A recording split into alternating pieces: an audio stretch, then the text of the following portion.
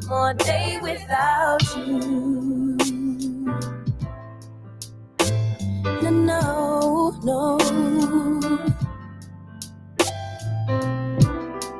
Lately there's something that's missing. Empty bed doesn't feel empty hearts. Typical me reminiscing.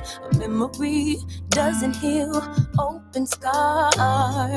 Late night drinking, wishful thinking. What if you were here? Morning and waking, heart still aching. Something about the way you make me feel.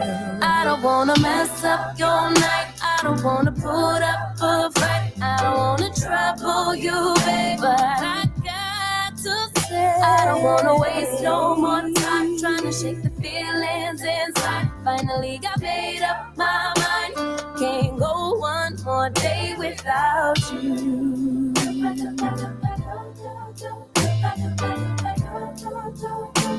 Can't go one more day without you. No, can't go one more day. No, I can't. Day without you.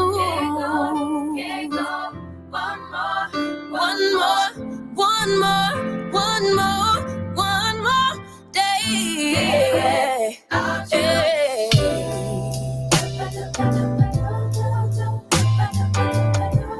I can't go one more day without you. No, I can't go one more day.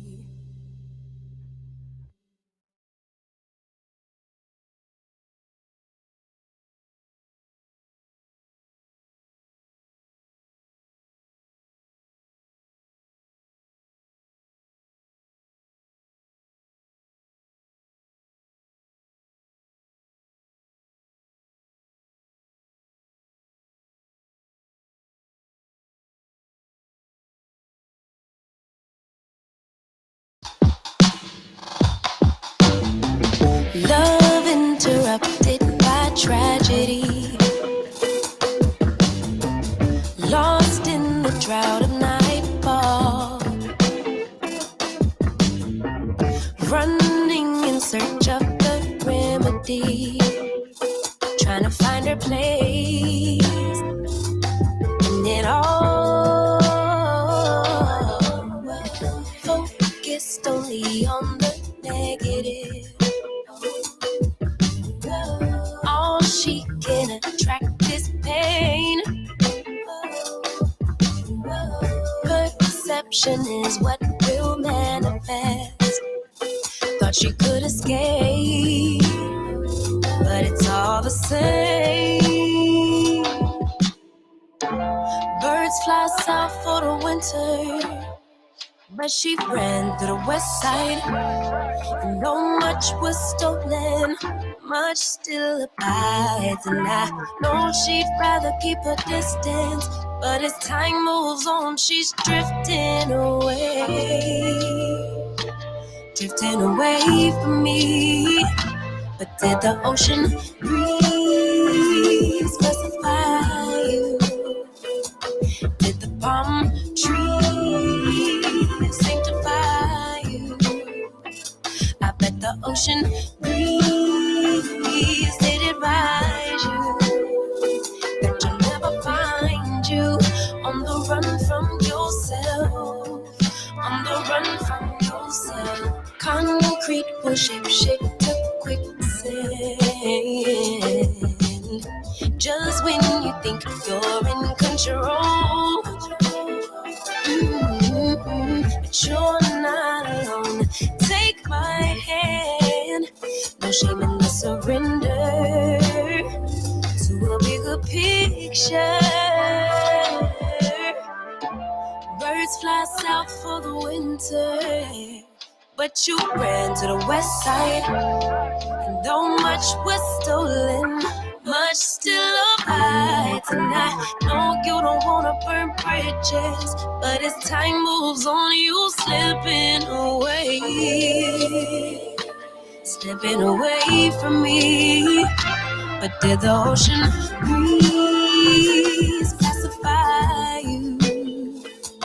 Did the palm trees sanctify you? I bet the ocean breeze did advise you that you'll never find you on the run from yourself, on the run from yourself.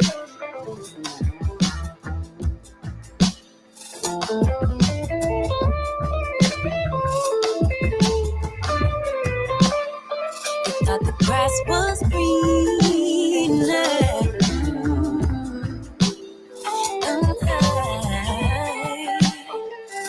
but she was safe all along.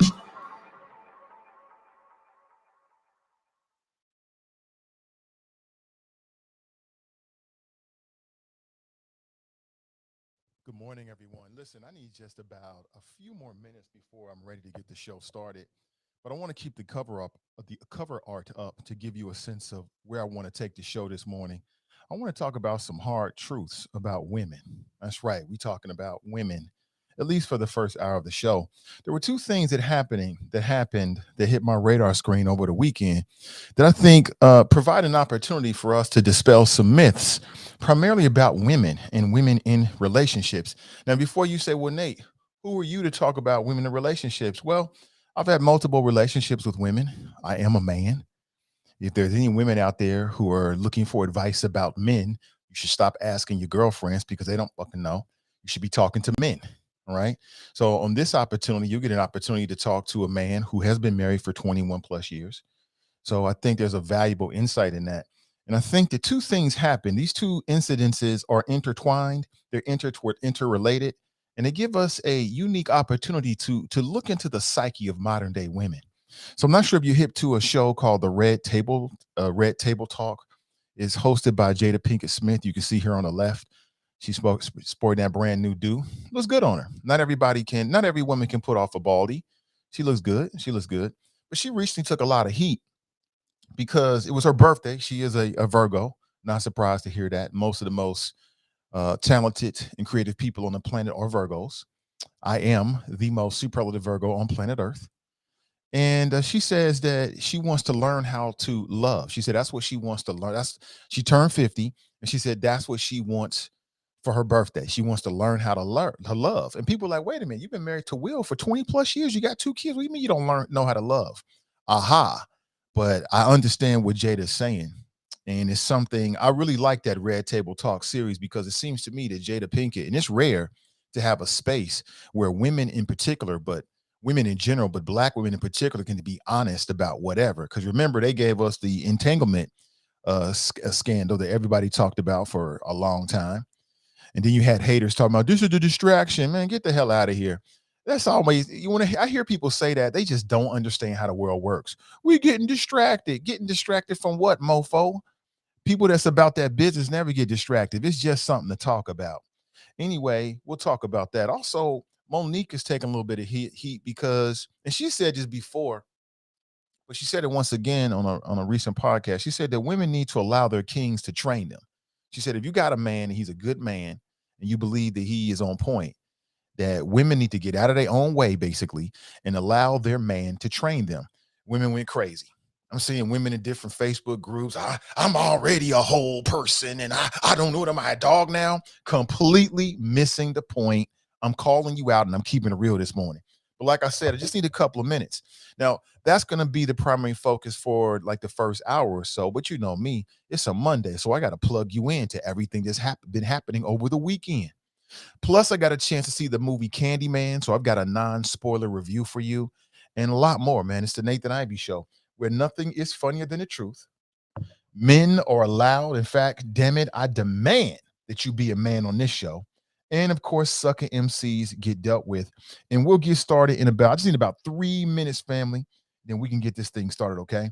So I'll play a little song for you, then we'll play the intro, then we'll get things started. Please take this time to marinate on the topics because I know you got some strong opinions and share. Share this show with any woman of all ages that you know and men too.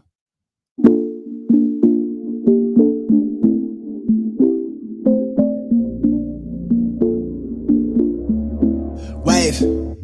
Look, why you mad? Get to the bag. Long face, duck a case, get the cash. I've been living fast, still far from average. Real talk, all this shit is right outside what I imagine. Young, black, and raspy. Catch me with a lab. Young nigga make the slap that make her body do magic. Won't stop till my bank account magnets. Looking like I'm still running paper routes backwards. Money bags, no advance, snap back like a rubber band. Pretty thing with a suntan, make it bounce back when you do the dance. Call my song, we supposed to pick. See your things through a different lens. Living fast, only one chance. Never pants, how we do the plans. Right? I practice what I preach. They lie or put around my way, then get lost to see. Not sure what you wanted, but I'm what you need. I know my high just started, but I hit a peak, yeah. Wave, used to just wanna blend in. Big flex, how I do the syntax now that I got the attention. On the rig, you make it really hard, I just wanna be friends. Treat the night like a vignette for what's coming next, hard to see the end. Yeah, I tread water in the deep end. I'll die young and live plenty days in my defense. In real life, we just pretend, let them sleep in. Reach a life feeling like a never-ending repeat of the weekend. I can't believe it. Yeah. Got it. Switch up how I breathe every time I see it. Yeah. Knowing what you want, I know just what you need. Yeah. Yeah. Here's the thing, I got you falling through for the weekend. Chance I put it down, how you need it. Bet I make it hard, I wanna leave it. Ain't nobody realize it's been added something rigorous. I traded in the cars, it was lost for the dividends. I'm calm, but the temperament been strong when I pencil in. Phone steady jumping, screaming calls like I'm flipping bricks. Got everybody tapping in, but you been kept it solid. When you look me in the eyes, subtle tell I know you got it. When you do the sauce, make me want it a la carte. Caught me looking at it like the bullseye of the target, double tap it. Since day one, but I'm seasoned. Put the work in off season. Talk like they ball hard, when all they really do is reach in. Limit time, hearing small talk. Speaking dreams to existence like a young king at the Lincoln. Big facts for the pretense. Link up, we can sync up. And in the field off the long snap, bang a big talk, better sink in. To the whole squad, get a ring ting. Let the ops tell us thing then. Recent life feeling like I never ended repeat. I can't believe it. Yeah. Wait. Switch up how I breathe every time I see it. Yeah. Knowing what you want, I know just what you need. Yeah. Yeah. Here's the thing, I got you falling through for the weekend. Chance I put it down, how you need it. Bet I make it hard, I wanna leave it. Switch up how I breathe every time I see it. Yeah. Knowing what you want, I know just what you need. Yeah. Yeah. Here's the thing, I got you falling through for the weekend. Chance I put it down, how you need it. Bet I make it hard, I wanna leave it.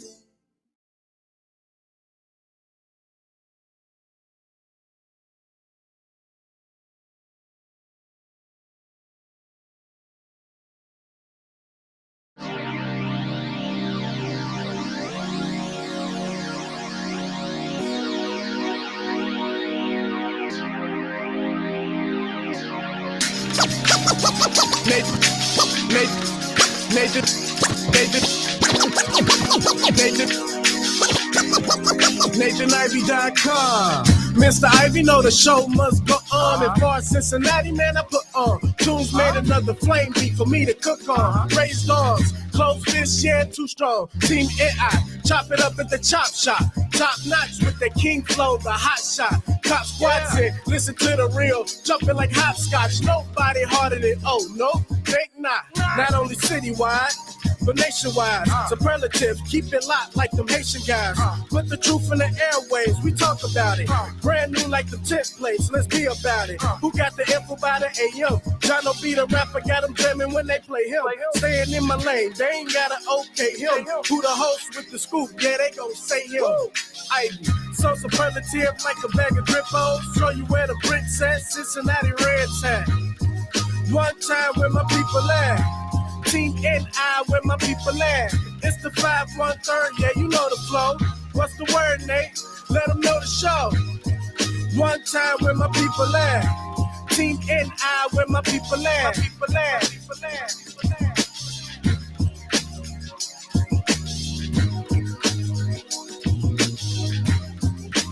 Good morning, everybody. Welcome back. Sorry for the late start. We are here and ready to do it. Good morning to you. On today's show, some hard truths about women. Now, that won't be the only thing we talk about, because I know some of my female listeners are already turned off. Like, what do you know about women? Well, I've only been married for 21 years. That's it. Okay. And have done everything that it takes to keep a relationship going for that long.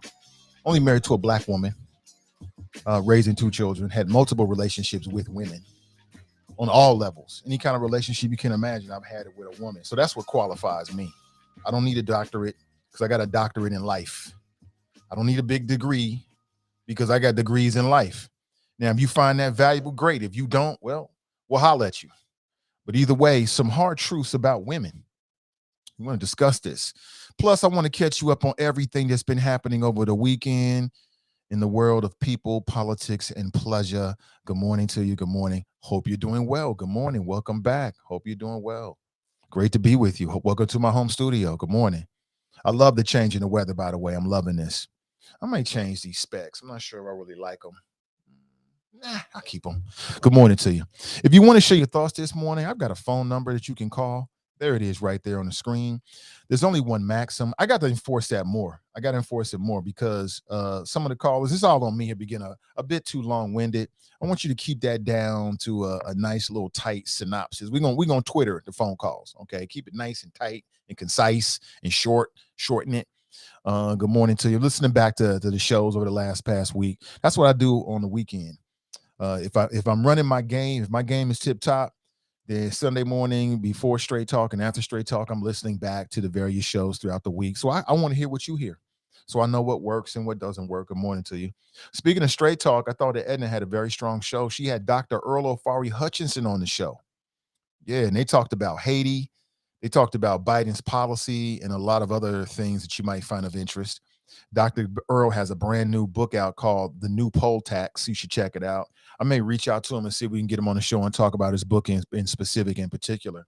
But Dr. Earl has one of the strongest mentals I've come across, and he has the most superlative radio voice, period. He's got the best radio voice of anybody ever. I don't care what nobody say. I don't care what nobody say. Dr. Earl Ofari Hutchinson has the best radio voice, bar none, hands down, and it matches his superlative mental as well. Very, very sharp brother. So it was a good show. It's worth circling back around and checking it out. The Bengals got a win yesterday. That's right. That what is it? Joe Burrow to Jamar Chase. It looks like that might be, a nice little combination for the Cincinnati Bengals. Like I said, I think the uniforms are moving in the right direction. I'm sick of the orange and black in the helmets. I want black and white. Black, all black base with white stripes. And then like some little orange flecks in there. It's going to be dope when they do that. They will do it eventually. I'm 10 years ahead of the times. But that was fun. Speaking of that, man, if you go on YouTube, there is a YouTube channel that does like profiles on like young NFL stars and rookies. And I found it last night. I thought it was fascinating from a lot of different places. Apparently, it's about 4 months old, but they did like a video. It's like 20 minutes long, 30 minutes long of Jamar Chase, and he's house shopping in Cincinnati. And being born in Cincinnati and talking about, gentrification and all the things that are happening, some are very, very exciting. I just thought it was very interesting to see some of the homes that they showed him, all multi-million-dollar homes. 2 of them were on the east end of Cincinnati. One is in Mount Adams. But again, if you live in Cincinnati and you're into sports, you might find it interesting. If you're interested in it, just hit me with direct message and I'll send it to you. I can't tell you exactly where it was right off the top of the head, but if you want to watch it, I thought it was real interesting. You know how they go into the homes like MTV's crib style. Really interesting, really interesting. So it looks like a very exciting tandem. I sent a message to one of my homies. I grew up with him, but we've kind of lost touch. But he is a big Steeler fan. He's one of these Steeler fans, just got like T-shirts on his profile and all this other dumb-ish. So I had to send him a little emoji, like, so it's just eyeballs looking at him, right? He hasn't responded. He gets all sensitive about this kind of stuff. And the more sensitive people are about silly stuff, the more your friends like to mess with you about it. So, yeah, I mean, we decided that we would at least turn the game on this year and just have something on. I'm doing other things. The game is on in the backdrop. So it was good to see something other than 3 interceptions and a loss. So hooday, I guess. I'm just more excited for all of my Bengal fan friends, man. I got Bengal fan friends that be wearing jerseys on their Facebook timeline, and they all into the game, and you have not gotten a payoff for like ever. And I'm just happy for you. So enjoy it, and we'll see what happens next year. Maybe the teams in Ohio will be real good this year, the Browns and the Bengals. I've got connections in both cities, so that'll be interesting. 513-873-7134. I got a chance to see the movie Candyman over the weekend. Candyman, Candyman, Candyman, Candyman, Candyman. Oh boy, the hell out of here. And I'm old enough to have seen the original, and the original was interesting. I won't go into all of the plots and details of the original. I was excited to see the newest edition of Candyman because Jordan Peele, who has proven himself to be a pretty dope the director when it comes to horror, Us, Get Out, and now Candyman. He's got a production studio called Monkey Paw. If you know anything about classic horror movies, that's actually the title of a very popular classic horror story of a similar title that's got a moral to it. Again, good sci-fi and even some elements of good horror are commentary about the real world if they do it right. And that's exactly what this modern day version of Candyman is. It is most certainly commentary about the world that we live in. And I'm not going to spoil it for you, okay, because I want you to check it out for yourself. If you're a horror fan, should you check this out? Like you love to go see horror movies, that's your genre. You'll even go see a bad movie and try to see if there's anything in it you like. Then you got to check it out because Jordan Peele is doing it. Okay. If you're a Jordan Peele fan and you just like whatever he does, then you might want to check it out as well. But it's even more social commentary than it is a horror movie. I put it that way. It's more social commentary than it is a horror movie. But it's just interesting to see the way Jordan Peele's mind works and the way that he took that Candyman, the original story, and on some levels, he repurposed it to fit some of the narratives and issues that we're dealing with in the real world. So from that perspective, I thought it was quite unique. You get some interesting shots. I love the fact that it's a majority Black cast, Black folks just living their best lives, somewhat in the art world. So that's kind of interesting. And there's one other observation that I made about it that I'm not going to share with you because it's somewhat of a spoiler. And I want you to see it yourself and tell me if you find it, if you see it. But overall, I would say, was it worth my time? It was worth my time. But I want to say it from this perspective. I'm different. I'll go see what other people think are bad movies, and I can find something in it that I thought was interesting. Okay. I enjoy the genre of horror and I enjoy the genre of sci-fi. So I've wasted, as other people might look at it, wasted my time watching bad movies, but I can get something out of it, or it gives me something, it gives me some insight about the director. I mean, I can get deep with it. And what's so interesting, y'all, is Medium Buddha's the same way. I love it.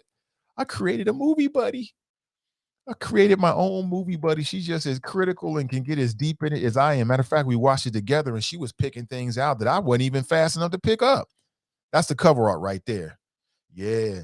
Candyman, Candyman, Candyman. Candyman, yeah.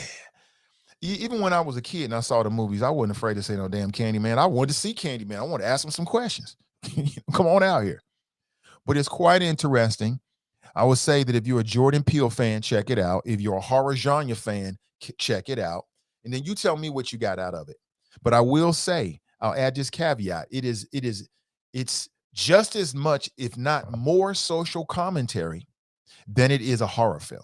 So I will preface it that way. And then maybe in a couple of weeks, I'll spoil it for you and give you the whole breakdown for the people that never plan to see it, or maybe you'll watch it when it comes on Netflix, or not Netflix, or I'll be honest with you, we didn't go to the movie theater, man. We saw that joint on the Fire Stick. Thumbs up for the Fire Stick out there. We love the Fire Sticks out here. It was great. Good morning to you. 513-873-7134. Now I got other topics to talk about that you might believe are of a more serious nature. For me, I think you can find a serious issue or tenet or element in a lot of things that are happening if you know what you're looking for. But I want to start this conversation with you. Some hard truths about women. Some hard truths about women. I want to start with Jada Pinkett Smith. How many people have ever watched the Red Table Talk? I know you have, because back when, she revealed that she had a sexual relationship with August Alsina. I think this young man or this dude is like 20 years her junior. And as a matter of fact, was introduced to the Smith family via her son. She ends up having a sexual relationship with this dude, calling it an entanglement. And she admitted it, at least to the world anyway, and it all came out. And ever since then, we can't get away from those Will Smith crying memes. Can't get away from her. Can't get away from her. She was wrong. I understand being a cougar and all, but she was dead wrong for what that. You gonna use this young boy? That was dead wrong. I cannot get away from these Will Smith crying memes. They're everywhere. And the internet is just the internet is just so unkind. It remains undefeated. So you're not gonna tell me you're not hip to what that show is. You know what show I'm talking about. You've seen it before. Now I don't plug in every episode, but when it makes news and it's something that catches my interest, I'll go back and check it out, which I did over the weekend. I thought it was quite interesting. I want to have a good here. There it is. Remember this? You can't get away from this, man. There's billions of them. Everybody's making Will Smith. Look at his face. He does not look happy, man. You wrong. You wrong for that, internet. You wrong, man. That's my boy Will Smith right there. Y'all wrong for that. I don't care what the hell he did. He didn't deserve that. You know what I'm saying? Black men don't cheat, and black men don't deserve to be embarrassed on Facebook Live videos. We don't deserve that. Look at that right there. Oh, it's such a sad face. Such a sad face. So as I said, it appears that Jada, and I guess I had forgotten this, but Jada Pinkett Smith is a Virgo. Shout out to my Virgos out there. We run it-ish. Short men, Virgos, and early risers rule the world. They rule the world. So Jada Pinkett had like an all-star appearances on the episode of the Red Table Talks, in which it was her birthday, her 50th birthday, which is a big number. She had all kind of people coming in, said, "Well, Jada, we love you. You've been an inspiration," all these kind of things. And someone asked her, what does she want? Like, what do you want for your birthday? And she said she wants to learn how to love. And people was like, wait a minute, learn how to love? You've been married for 20 plus years. What you mean learn how to love? The world went crazy. I'm looking at all these. Black Twitter went nuts. What you mean? Twitter thinks Will Smith is in relationship hell after Jada Pinkett Smith says she wants to learn how to love. This is from Hip Hop Wired. So she wants to learn how to love. And so my question for you, imagine you are in a relationship with somebody for 20 years. You married for 20 years. And then, a lot of people won't be doing like a podcast or anything, but let's say it comes out somehow, you know what I'm saying? And your spouse says, I want to learn how to love. Would you feel some kind of way about that? Would you feel you've been with this person for 20 years and now they're talking about they want to learn how to love? A part of you will be like, well, what the hell have we been doing all this time? I thought we were loving each other, right? So, there's some elements in here that I think are very, very real. And like I said, Twitter went nuts because that's what Twitter does. Twitter goes nuts. I'm not going to play the video because I've done it before and Facebook is very unkind for whatever reason. So I ain't going there. She says she was asked what's on her bucket list at 50. And she said, quote, "I really want to learn how to love. I really want to learn how to love." Now, I'm not sure what age you are, but I think we all have a bucket list. What's on your bucket list? Is learning how to love on your bucket list? I want to get your thoughts about this. Again, how would you feel? You've been married 20 years to somebody, and then it comes out on their 50th birthday or whatever, that they want to learn how to love. Wouldn't you be thinking like, what have we been doing? I think that's really natural, male or female. I think that's really, really natural. These tweets, man, are just so crazy. Y'all need to stop Black Twitter, man. Oh my God. You mean to tell me Jada and Will have been y'all's relationship goals for years? Whole time she is still in love with a dead man who's popping coochie for a young nigga and still doesn't know how to love? That's from Hot Girl Mimi on Twitter. Yeah, from the outside in, to a lot of people, Jada and Will have been relationship goals, right? It's before the Red Table Talks came out, and then all this stuff started to reveal. But I want to talk about this, man, because I think there's some very hard truths about women that this gives us an opportunity to talk about this morning. And you know, I got some female friends who aspire to be married. I got a few in particular where being married is like the ultimate goal for them. And, I try to tell them, number one, the older people get, in some cases, the less resistant they are to advice. They get caught in their ways. I'm my own person. I don't need this. I don't need nobody. And they miss the point. I don't care how old you are. You should always be learning, even about relationships and about yourself. And so, there's a connection that I call it the Cinderella, um, the Cinderella complex. You know what I'm saying? Popular culture has lied to us about women and love. And so if you look at the sum total of fairy tales and these love stories, and again, there's some modern day twists, but generally speaking, popular culture has misled us to believe that women are the guardians of love. That all women are just waiting for a man to love them and that they know how to love. So, the Cinderella complex works two ways, and it's dangerous on both ways. To women, the Cinderella complex is this idea that there's some dude on a shining horse who's going to swoop in and complete you. That don't happen unless you already complete. That's never going to happen. I mean, in some cases, you might find people that have a connection, have a good relationship, but I still wouldn't put it under the whole Cinderella knight in shining armor swooping in. But some women really believe that. There's some grown women to this day waiting for a man to come in and complete them, and he's gonna swoop in and everything's gonna be perfect. Very rare, probably not gonna happen. But then on the flip of it, for men, the Cinderella complex in popular culture tells men that when you're ready to love a woman, that when you're ready to stop all your ways and commit to her, that women are going to be receptive to it and open to it. And that is a lie. That is a myth.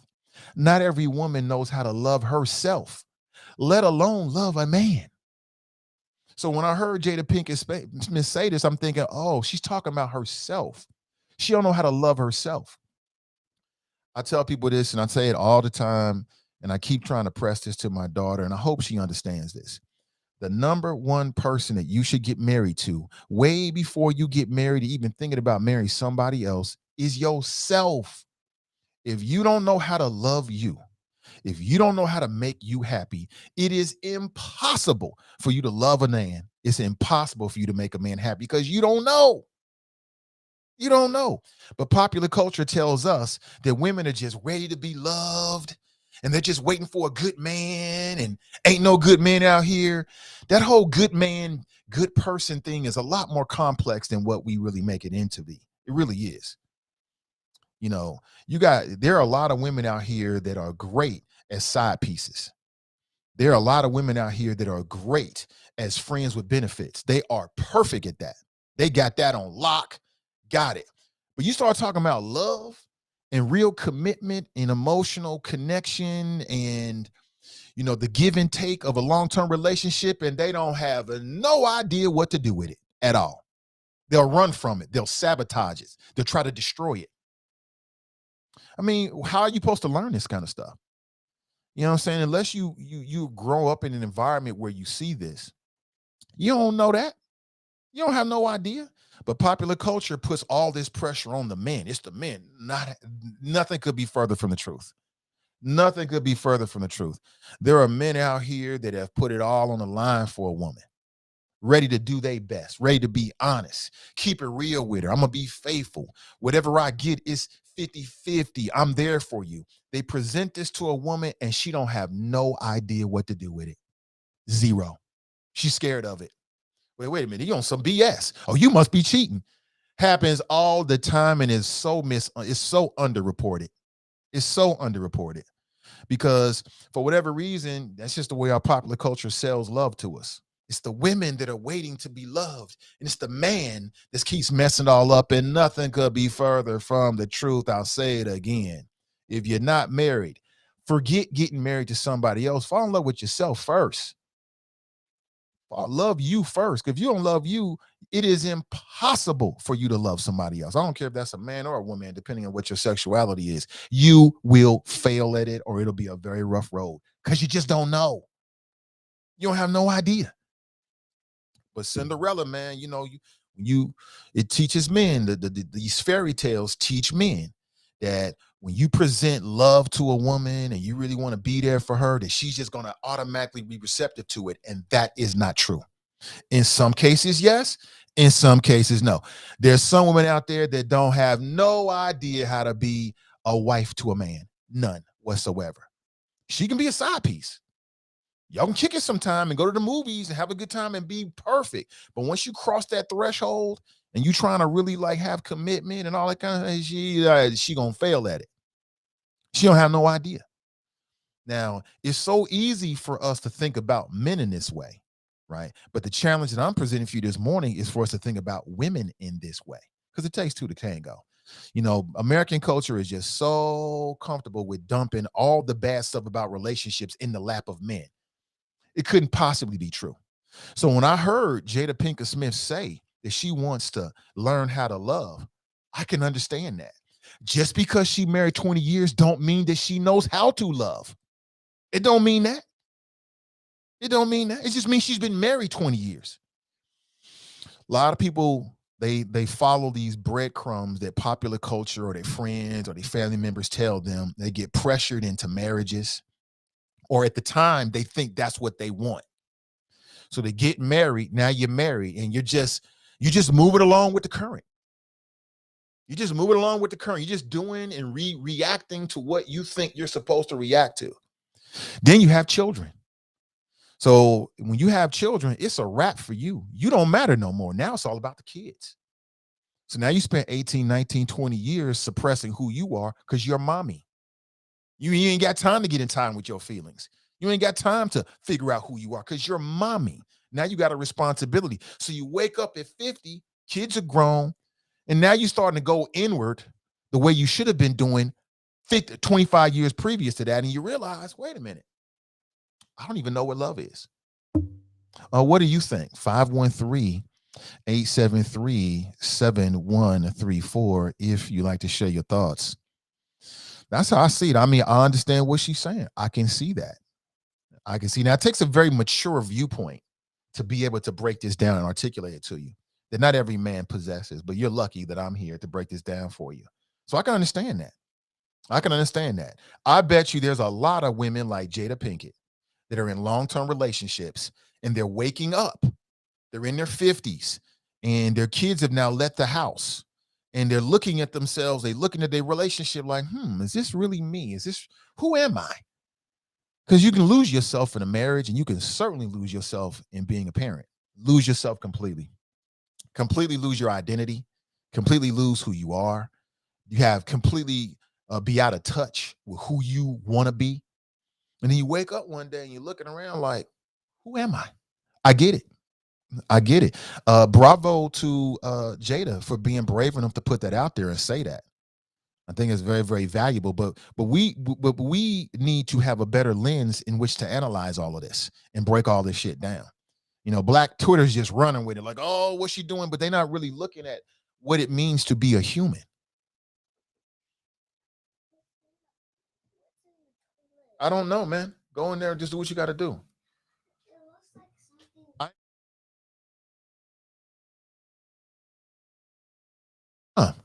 This boy asked me about what's in the toilet. I don't know. I'm on the air. What the hell? You walk past two people to ask me that anyway. So bravo to Jada Pinkett for having the courage to be honest about her feelings, and then people are misdiagnosing it. They want to ascribe some negativity to it, and I think that's the wrong way of looking at it. She's just being honest. She's just being honest about it. You know what I'm saying? Married 20 years, but wants to learn how to love. Who says just because you're married 20 years, you know how to love? That don't mean that. It just means you've been married for 20 years. Completely two different things. There's a lot of people in relationships and they don't know how to love themselves. They have no idea because they went from being a young adult to being married. And so they haven't really had the time and the space to do that. Or they go from young adult to being married to being mom. When you got time to figure out you, when you got time to meditate and go deep inside yourself, you ain't got no time for that. Better get that milk, get them Pampers. Now you're in the kindergarten. Now you're in the first grade, second grade. And so when you're a parent, your life, you just follow, and sometimes your life gets swept away in all the responsibilities that you have for your children and your spouse and your job. Don't have a high demanding job, your family. You just kind of get swept away with it. And before you know, 20 years have passed, 30 years have passed, 35 years have passed. And then one day you look at yourself and you ask yourself, who am I? Right? That's all. I don't think that we have to ascribe anything necessarily negative to that. That's not nothing negative. I mean, that's just the realities of being human. And that's why I've told people, man, be careful what you ask for. Be careful what you ask for with the marriage tip. And I want this, I want that. Be careful. That's what you really want. Because you might think you want that because it's an easy thing to believe that you want. But again, in my observation, most people don't spend a lot of time meditating by themselves, turning off the TV, turning off the phones, really sitting with their feelings. There's always some kind of external motivation. I'm on the phone, I'm texting, I'm tweeting, I'm watching something. Now I'm at work. Now I got to do the kids. Now I'm with my spouse. They never spend enough time figuring out who they are for real. So I get it. I understand it completely. 513-873-7134. I would imagine there's some men, but right now we're going to talk about the ladies, but there's probably some men in a very similar situation. You just kind of get swept up with life. And before you know, you've been swallowed whole. You don't even recognize yourself. You know what I'm saying? You don't know who you are. You're not the person you used to be, and you're not quite the person that you thought you wanted to be, but you're here. And you got everything that Americana tells you you're supposed to have in order to make you happy, but you're not really happy. And that's because you ain't did enough digging in yourself. You got to go in here, bump everything else. Here is where it starts. This is where happiness starts. Nobody makes you happy. I make me happy every single day. Everything else is extra. It brings joy to my life, but I decide to be happy. Hold on, let me put this up here right there. Boom. See that little boat right there? That's you. You got to point yourself in the right direction to get to the island of happiness. No woman can make you happy. No man can make you happy. No job is going to make you happy. Those things can add to your life on some levels, but happiness comes from within. And I think it starts with knowing who you really, really are, not who you think you want to be, not who your mama told you to be, who your father told you to be, who MTV and popular culture told you to be, or Instagram told you to be, but who you really are. What really matters to you. But to do that, you got to slow down. And our society is so fast. Everything's been sped up. It's like lightning speed these days. Anybody feel me on this? 513-873-7134. Now, you ain't got to tell no details about your personal life. I'm not asking for that, but I understand what Jada, I mean, clearly Jada is using this show to seduce some self-reflection. You know, admitting her entanglement with August Alsina. I bet that was very, very refreshing for her to get it off her chest. Because a lot of people hold on to shit they've done and lies and secrets. And all you're really doing is hurting yourself. Holding shit in, and I'm gonna bury this deep. But most people can't bury it that deep. It's going to have an impact on some levels. And now saying that she wants to learn how to love. I get it. And I don't take that as a diss to Will. I take it as she hasn't discovered who she is. You've probably been busy. Or maybe she's still in love with Tupac. Who knows? I don't know. 513-873-7134. Sharp is in the chop shop. He writes, good morning, Ain't the Choppers. Welcome to the last week of September. Damn, Virgo season almost over with. I love Virgo season. Good morning to you. 513-873-7134. Regina writes, nice intro rap, Nate. Yeah, shout out to Jono and Toombs, man. Creative folks, black creatives here in the city of Cincinnati, one the producer, the other rapper. He did a great job. Did a great job. I wanted them to encompass Cincinnati because we broadcast live from Cincinnati. My base is in Cincinnati. We talk about Cincinnati. Did a great job. I agree with job. Brandy writes, I absolutely agree. 100. If you have a good one, follow his lead, period. Okay, you'll talk about that. But right now, I want to talk about the flows I just delivered about Jada. That's some flows for your ass right there. If you real about it. We breaking it down this morning for you. Married 20 years, but wants to learn how to love. I understand it. I understand it. It is totally possible. Not a diss on Will, but just an admission that she hasn't dug deep enough inside herself to figure out how she really ticks. You know what I'm saying? And a lot of women do that. A lot of women do that. And then the other part about that is that just because you are honest with a woman, just because you put all your eggs and want to love a woman, just because you get on bended knee to a woman, let's say you had a lot of women, you drop all of that, all your player ways, you 100% with her, this is your queen, doesn't mean that she gonna respond to you the way that you want her to. It don't mean that. But our popular culture tells us the exact opposite. You know what I'm saying? It tells us the exact opposite. Now, you got some modern day twists with women who got that modern day feel. They want to do what they want to do and date around. I get it. But by and large, the fairy tales and popular culture tells us that when a man comes rolling up on his horse and he dedicates his life to a woman and he wants to be with her, that the woman always knows how to respond. And that's a lie. That is a myth. That is not true at all. I will say it again. There are women out there that if presented by a good man who's got all these great things, they don't know what to do with him whatsoever. And in some cases, they'll straight up reject him, disrespect him, or destroy the relationship because they're afraid of. They don't have no idea. No idea. None whatsoever. Ill-equipped, emotionally ill-equipped. They have no idea how to respond, what to do. They'll be suspicious of it like, what's he doing? Talking about he want to be with me. He must be cheating. And that's what they don't tell you about, relationships. You know what I'm saying? Our society has filled men's heads with fairy tales that as soon as you get on bended knee, she going to respond. That ain't true. That is not true at all. Oh, yeah, I'm going to do this. I'm going to do this. I'm going to do all these kind of things, all these things that you see on the movies and TV that they say that women want. And when you do this, then she going to love you. That ain't true. That's not true. That's a lie. That is a myth. We always talking about good men, but there's a lot of good men that get dogged out by women. And these women do it in cases because they just emotionally are ill-equipped. They for the streets. They built for, sexual relationships. They're built for, those relationships that are less about emotion and more just about physicality. They built for that. But that other thing, they don't got no idea what to do with it. They'll sabotage it.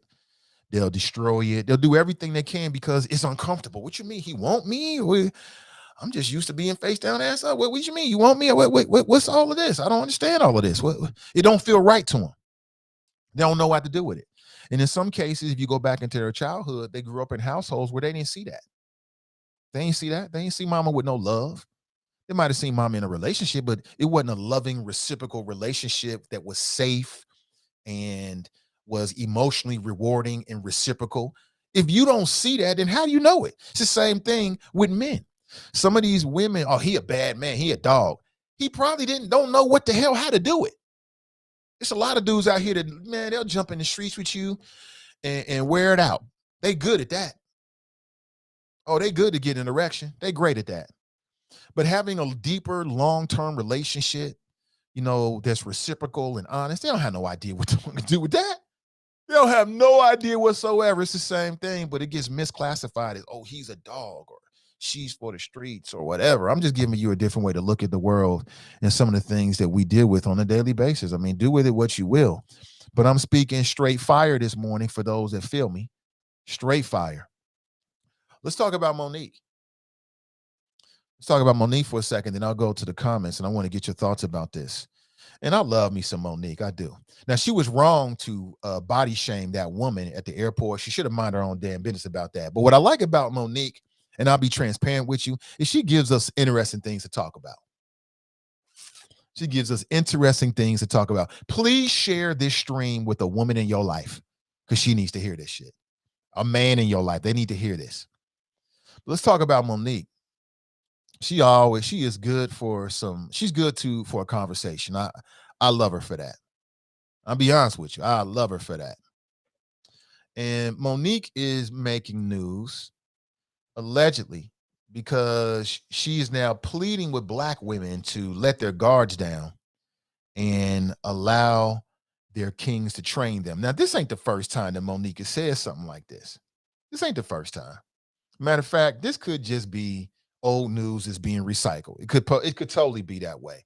But I know Monique has said this many times before, and I'm just going to jump on it and use it as an example, as excuse to have this conversation this morning. And Monique has been criticized for calling her man daddy. She calls him daddy. Yeah. And it's been well publicized that she's in an open relationship and they both do what they do and all this kind of stuff. Her husband's name is Sidney Hicks, and they've been together for a long, long time. And apparently she was on Tamar Braxton's podcast. It's titled Under Construction with Tamar Braxton. Everybody has a podcast these days, and I love it. And she opened up as to why she is so willing to let her husband being the driving force in her career. And I won't go through all of it, but basically he got the bag for her. Her husband, Sidney, got the bag for her in a deal that she had with BET because apparently she was undervaluing herself. Now, sidebar, that's interesting, man. This whole concept of undervaluing yourself, I don't understand it. I always know what my worth is, and I always shoot for the moon. You know what I'm saying? I've had male friends and female friends ask me, like, well, Nate, how do you know what to ask for? And I always think it's strange. Like, I'm going to ask for everything. If I'm on the team, you got a gym on the team. You know what I'm saying? So I'm asking for everything. I shoot for the moon. I'm a big believer in the let them tell you no philosophy. I ain't afraid to ask nobody for what I think I'm worth. I'll tell you something interesting. A little sidebar here. This goes back to, I won't say any names because it's unnecessary, but just to give you an example.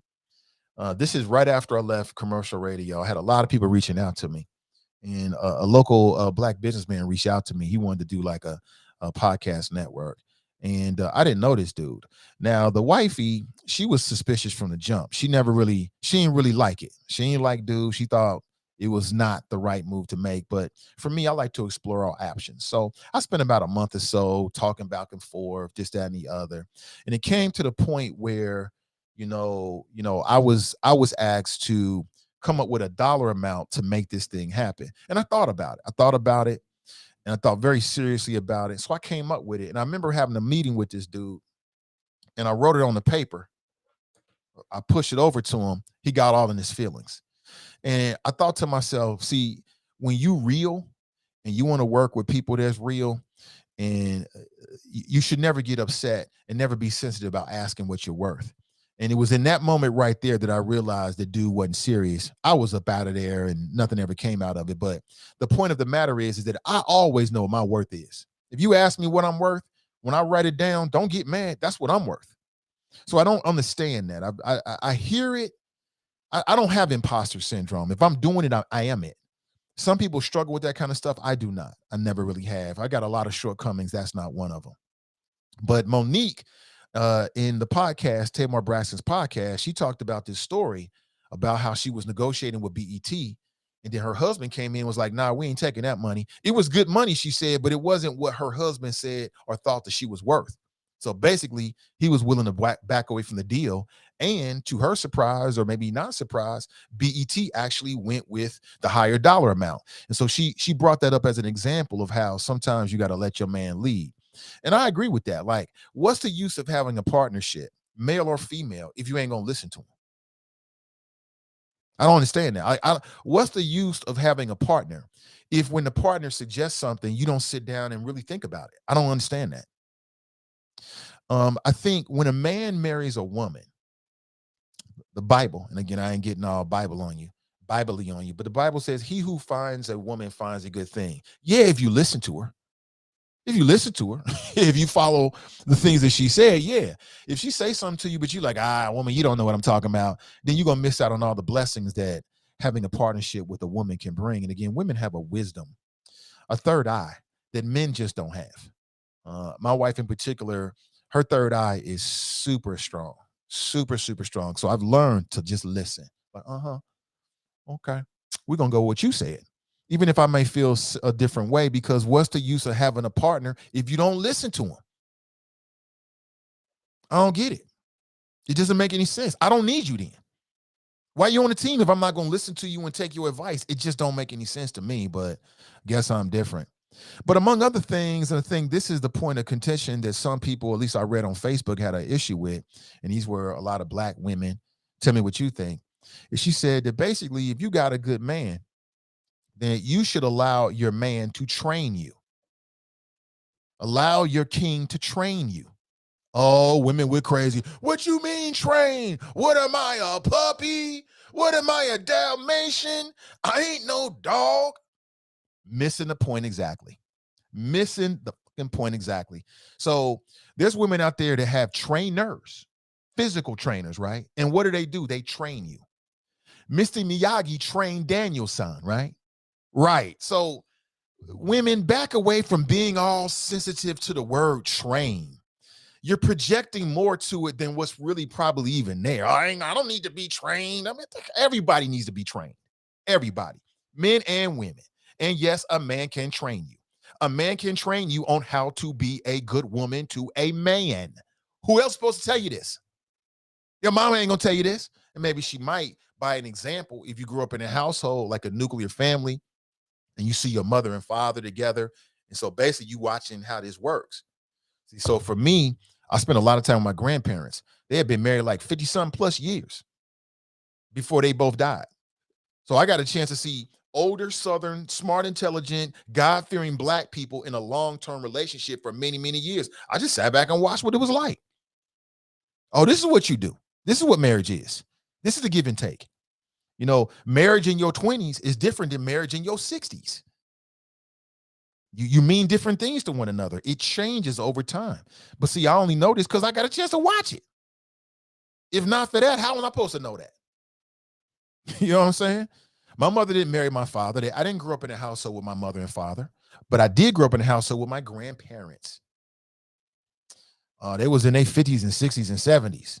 I was with them through all those years. You know what I'm saying? Every single day, learning by example what it means to be in a long-term relationship, whether it was good or bad. So women went crazy. I don't need to be trained. What am I, a dog? No, you're not a dog. You a human being. Stop always assuming a damn negative. Yes, there's nothing wrong with a man training a woman or vice versa, but let's just keep it on this tack. Women need to allow their kings to train them. And I didn't take that as he's got a leash on you.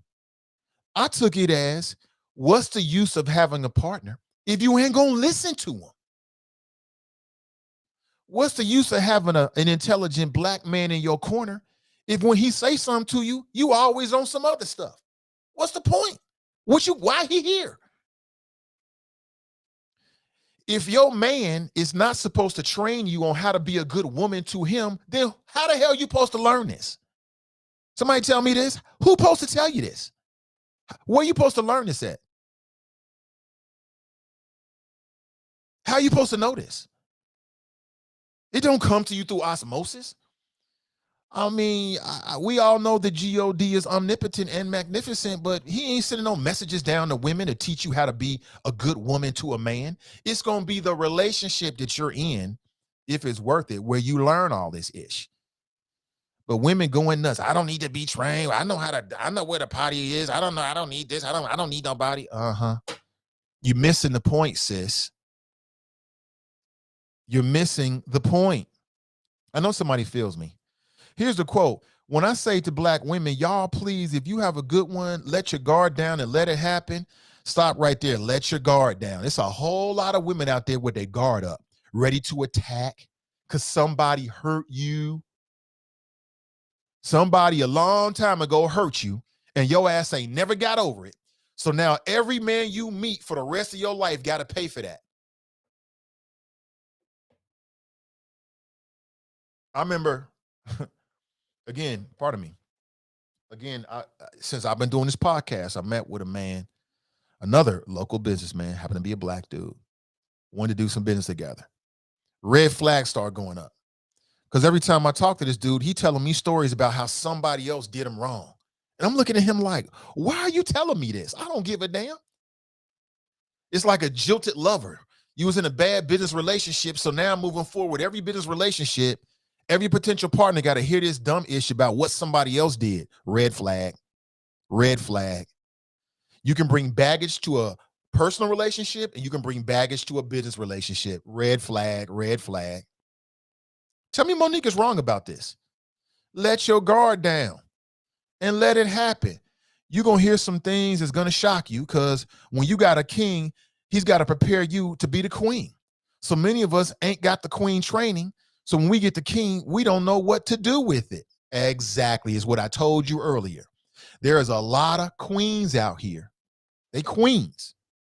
But when they get high performing, high thinking, conscious, what to say, black man, they don't know what to do with them whatsoever. Nothing. Outside the bedroom, they don't have no idea what to do. They don't have no idea what to do. They wouldn't know what to do with a king if and when a king bites them on ass. They don't have no idea because they're ill-equipped. And run around here with the, I'm a queen. Uh-huh. But that don't mean that you're suitable to be with a king. And by king, I just mean like, everybody has their own definition. I didn't really think about the definition of king, but I just mean like a high performing, people use that term high value. That's very subjective, but a high thinking, high performing black man. That's what I mean by king. Okay, whatever, it ain't got nothing to do with looks per se or anything like that. Income, as long as he's able to take care of himself, that kind of thing. But there's a lot of queens that if they get with a king, don't have no idea what to do with him in terms of a long-term relationship. Like I said, jumping in the sack, easy. They got that. Easy. They got that down. Oh, they can do that. Having like a friends with benefit relationship, oh, they are the best in the world. We're the best of friends. But in terms of trying to have a serious, emotional, reciprocal, because a lot of people want to be in relationships so they can receive. But relationships are reciprocal. That's two ways. It ain't no one way. If you're trying to get with somebody because you want them to love you and you ain't really explored that you got to love them back, it ain't going to work. It is not going to work. Not in the long term. You might make it a few years and it's going to disintegrate. Lots of that. See how these things are interwoven, these two issues? I think Monique is 100% on point with everything that she said, and women need to listen to her. The same way some of y'all women was running around like, yeah, I ain't gonna wear no hairpiece in the airport. Y'all should be listening to her right now. Yeah, I want some tea.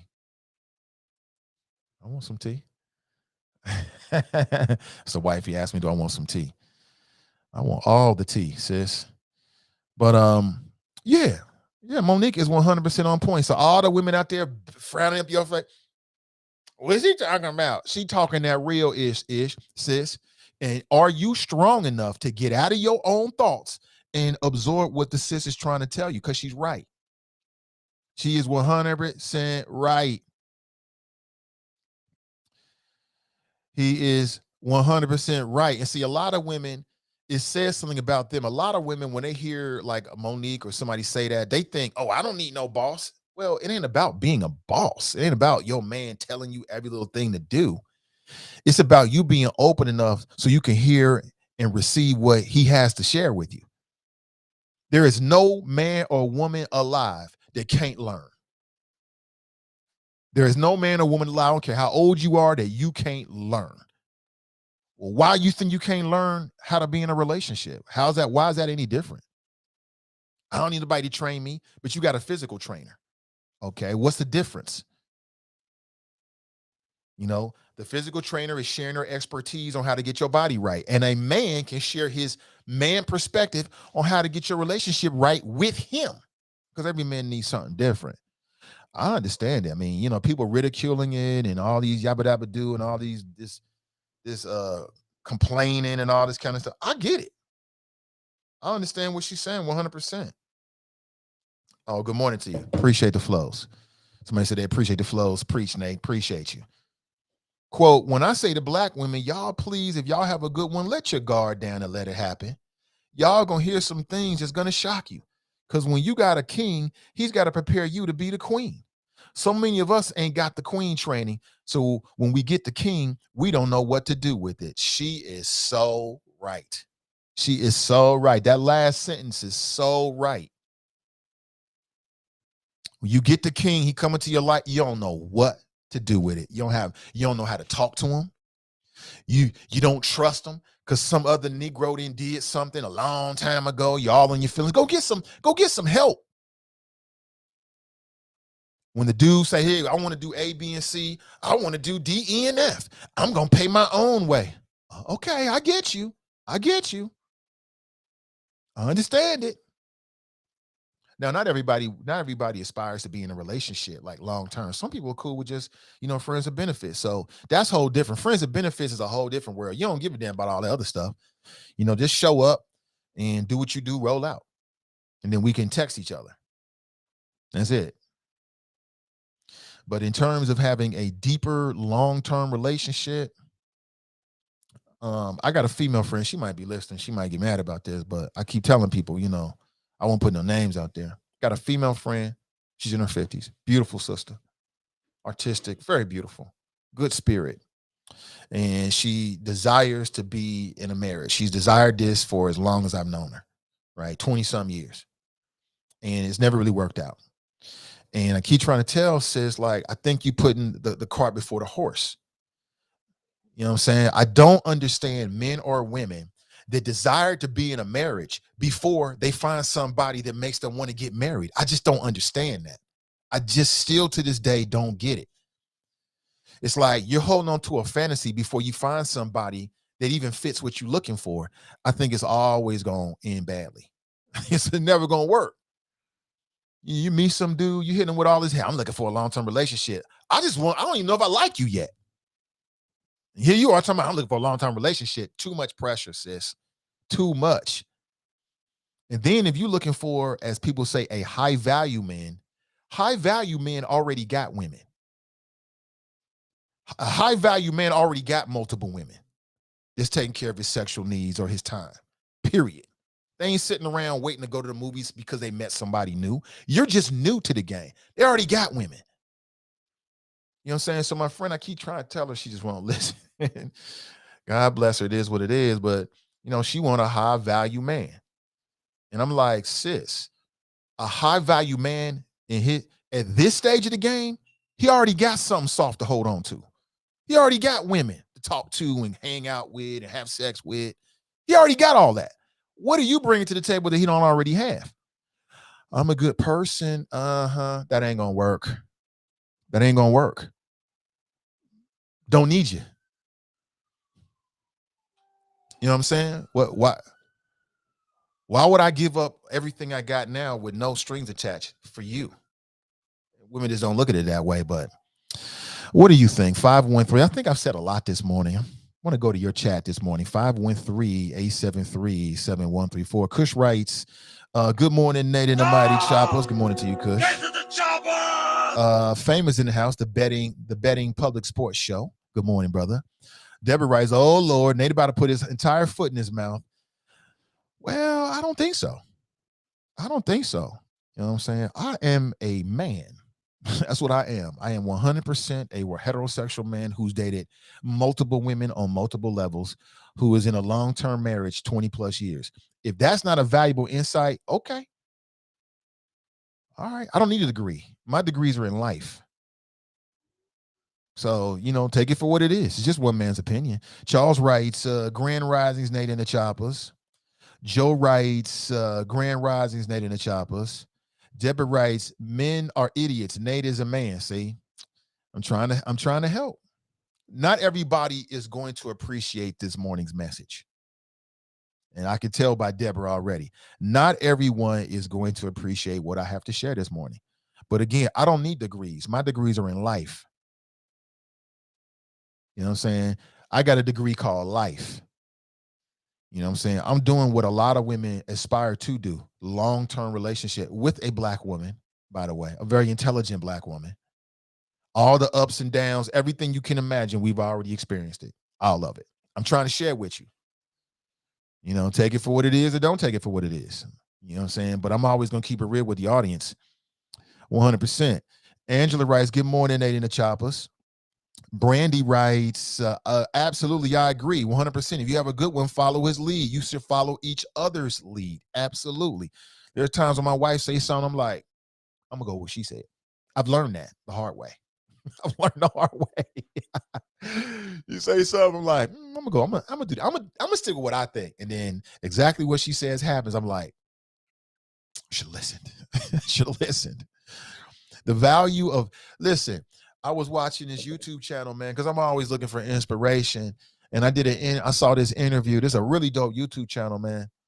And it's got these two brothers, and they talk about like men type stuff. In fact, I was thinking about doing something to myself because I've got a lot of expertise. Uncle Nate can share, maybe. Anyway, they had one of my favorite YouTube channels. They had the guy behind it was on there, and he was talking about his success. And he spent a lot of time talking about his wife. And he talked about the power of having a good woman. And I can tell you from personal experience that I agree with that 100%. The power of a good woman cannot be, there's no dollar amount to it. I can't speak enough about it. It is, when I say it's invaluable, the power, and I'm talking about a good black woman, that there's no dollar amount to it. You know what I'm saying? I can't put a dollar amount to what my wife brings to the table for me and has brought to the table for me over the years. There's no dollar amount to it. But that's because I listen to her. That's why I listen to her. You know, you can have Moses speaking directly the words of God in your house. But if you don't listen to him, what point does it make, right? Same deal. Nat Rice, good morning, Choppers. Good Monday, Choppers. Good morning to you. Angela writes, this is gonna be why are you gonna agree with Deborah Nesbitt on that? This is gonna be interesting. Let's get them. Well, I'm here, sis. Tell me where I'm wrong. Let's talk about it. Let's talk about this morning. I think I'm 100% on both of them. On both of them. Let me reiterate. I completely understand what Jada Pinkett is saying. I completely understand that. You know, Twitter's going crazy like, oh, she's been married 20 plus years and she don't know how to love. What's that mean for Will? They're most misreading that. You know, I believe that what Jada is saying is learning how to love herself. That's the first love affair that you should have. Falling completely head over heels, madly in love, can't get enough of yourself. And a lot of women never give themselves the chance to do that, especially when they get married young, they start having kids, they get swept up in the current of life. And before they know it, they're 50 and 60 and they wake up and they realize, I don't know who I am. That happens. That's a real thing. I think that Jada's being very vulnerable. And I think people need to put a different lens on in which they view her. You know, stop thinking that everything she do is directly related to Will. Even with that August Alsina situation, everybody processed that like, oh, she did this to Will. It was about Will. No, that was about her. That was about her. A lot of people they're not mature enough to really see it for what it really is. Okay. And then same thing with sis over here with Monique. She says women need to allow their kings to train them. She said that, you know, quote, some of us ain't got the queen training, so when we get the king, we don't know what to do with it, which is what I've told you. It's the opposite of the whole Cinderella idea. You know what I'm saying? Remember Cinderella? She wanted to be in love, and then dude came in on his shining white horse and swept her up, and they just lived happily ever after. Well, number one, there is no Prince Charming. You are your own Prince Charming. That's number one. Just like black folks got to say, black folks, you got to love you. Male or female. Starts right there. If you don't love you, you ain't going to never find true love. How could you? And then secondly, the idea that, when a knight or a king or a good man shows up, that women automatically know how to respond. That is not true. That is not true at all. There are some women who just don't know how to deal with that because they've never really had an instance in which they had to deal with it. You know what I'm saying? There's been a lot of good brothers that had their hearts crushed trying to do the right thing and trying to be honest. I'm going to be faithful. I'm going to do all these kind of things. You dealing with a woman, she's a good person, but emotionally, she's ill-equipped to deal with it. She don't even know how to receive that. Now, if it's a sexual relationship, she got that. Friends with benefits, I keep saying this, she got that. Long-term emotional reciprocal relationship with a man, don't know how to deal with it, will sabotage it, will do whatever she can to destroy it because it's unfamiliar to her. Something ain't right. He want to be with me? He got that car. I know he got women's up in that car. Be suspicious of it. I know some fellas out there that's been in that situation. You know what I'm talking about? So tell me let's talk about it. Tell me, I don't think it's about wrong or right. It's just an opinion, but I'd love to get your thoughts about it. Good morning to you. Andrielle writes, good morning, Nate and friends. Happy Monday, Who Day. Oh, now we Who Day in it. Hold off on the Who Days. It's only game 3, right? It's only game 3. Hold off on the Who Days. Okay, let's see what they do. Jamar Chase looks like the real deal. That brother's not to be played with. He is serious out there. And he's catching balls from his college quarterback. So they're comfortable and a familiarity there with it. Could be a nice little tandem. Let's watch. Let's just enjoy it. It's a damn Who Day. Sister Irish writes, good morning, great people. Nat writes, Who Day. See, y'all, this is when you blow your deal, Bengal fan. This is where you blow your deal. Just enjoy it game by game. Gladys writes, good morning, Nate and Choppers. Beautiful Monday. Yes, it is. Tiff writes, good morning, all.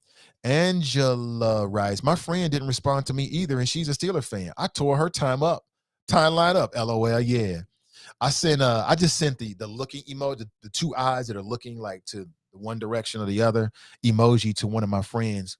You know, he was my best friend for a long time. We grew up together in Walnut Hills, and he's a Steeler fan. And so he's all Steeler Nation. He got the black and gold Nikes. He got every jersey you can imagine. He probably got a Steeler tattoo on his arm or on his body somewhere. He's like fanatic about it. So when situations like this, I just got to have some fun with him. He didn't even respond. I know he pissed right now. F you. I think it's hilarious. Brenda writes, good morning. Deborah writes, Jada broke Will's face all over the internet. Then again, he been shagging Margot Robbie through 2 movies, so he might have had that coming. Maurice writes, glorious resurrection. In order to love someone, you must learn how to love yourself first. This man right here, that's number one. Number one. When Jada said, I want to learn how to love, she's talking about loving herself, not Will, not her children. She's about learning herself. That's it. That's a very vulnerable thing to admit. It's a very vulnerable. A lot of folks won't admit that they don't love themselves, or they're still trying to process how they view themselves. That's a very uncomfortable thing. And I get it. So again, I love the Red Table Talk because it gives us, I think it's a vulnerable space. And I love the fact that Jada's being vulnerable and her daughter's being vulnerable. I don't critique them too much because it's a vulnerable space for them. I think that's what makes the show what it is and why millions of people watch every episode. And then as a member of the media, it gives us something to talk about. Tiff writes, she didn't say learn how to love someone else. Maybe she went through some self-reflection, healing, and learned that she wasn't showing love the proper way. Everyone doesn't love the person that they marry. Happens all the time. Everyone doesn't love the person that they marry. Happens all the time. You're right. That does happen. Angela writes, love and in love are 2 different things. Tanika writes, good morning, Nate and Choppers. You're talking right this morning. Brent writes, good morning, Nate and Choppers. Checking in from Dallas, Texas. What's up, man? What's up, brother Nate Deer? He writes self totally. Omar writes, get him, Nate Samuels. Nate Samuels, right?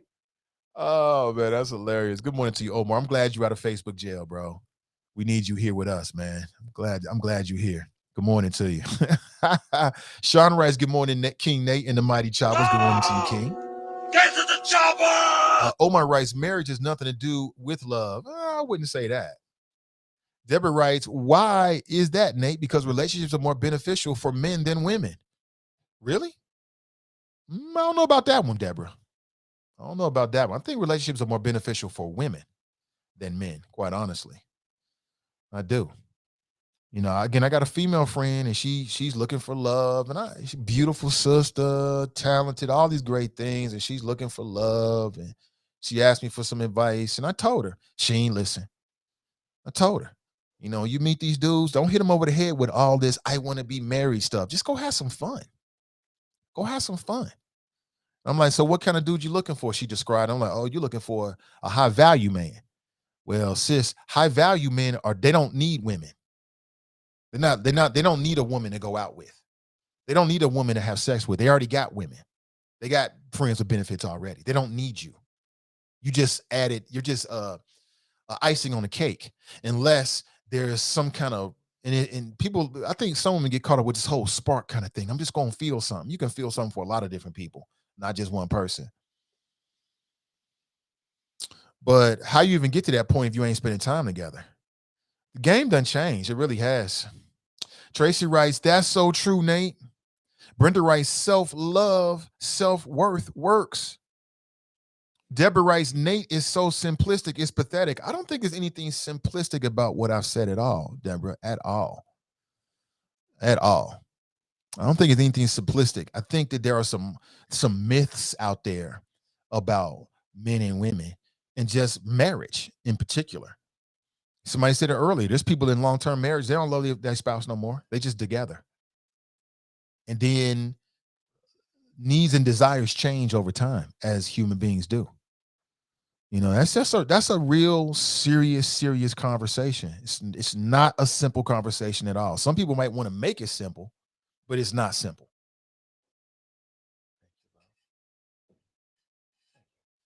They want to make it simple, but it's not.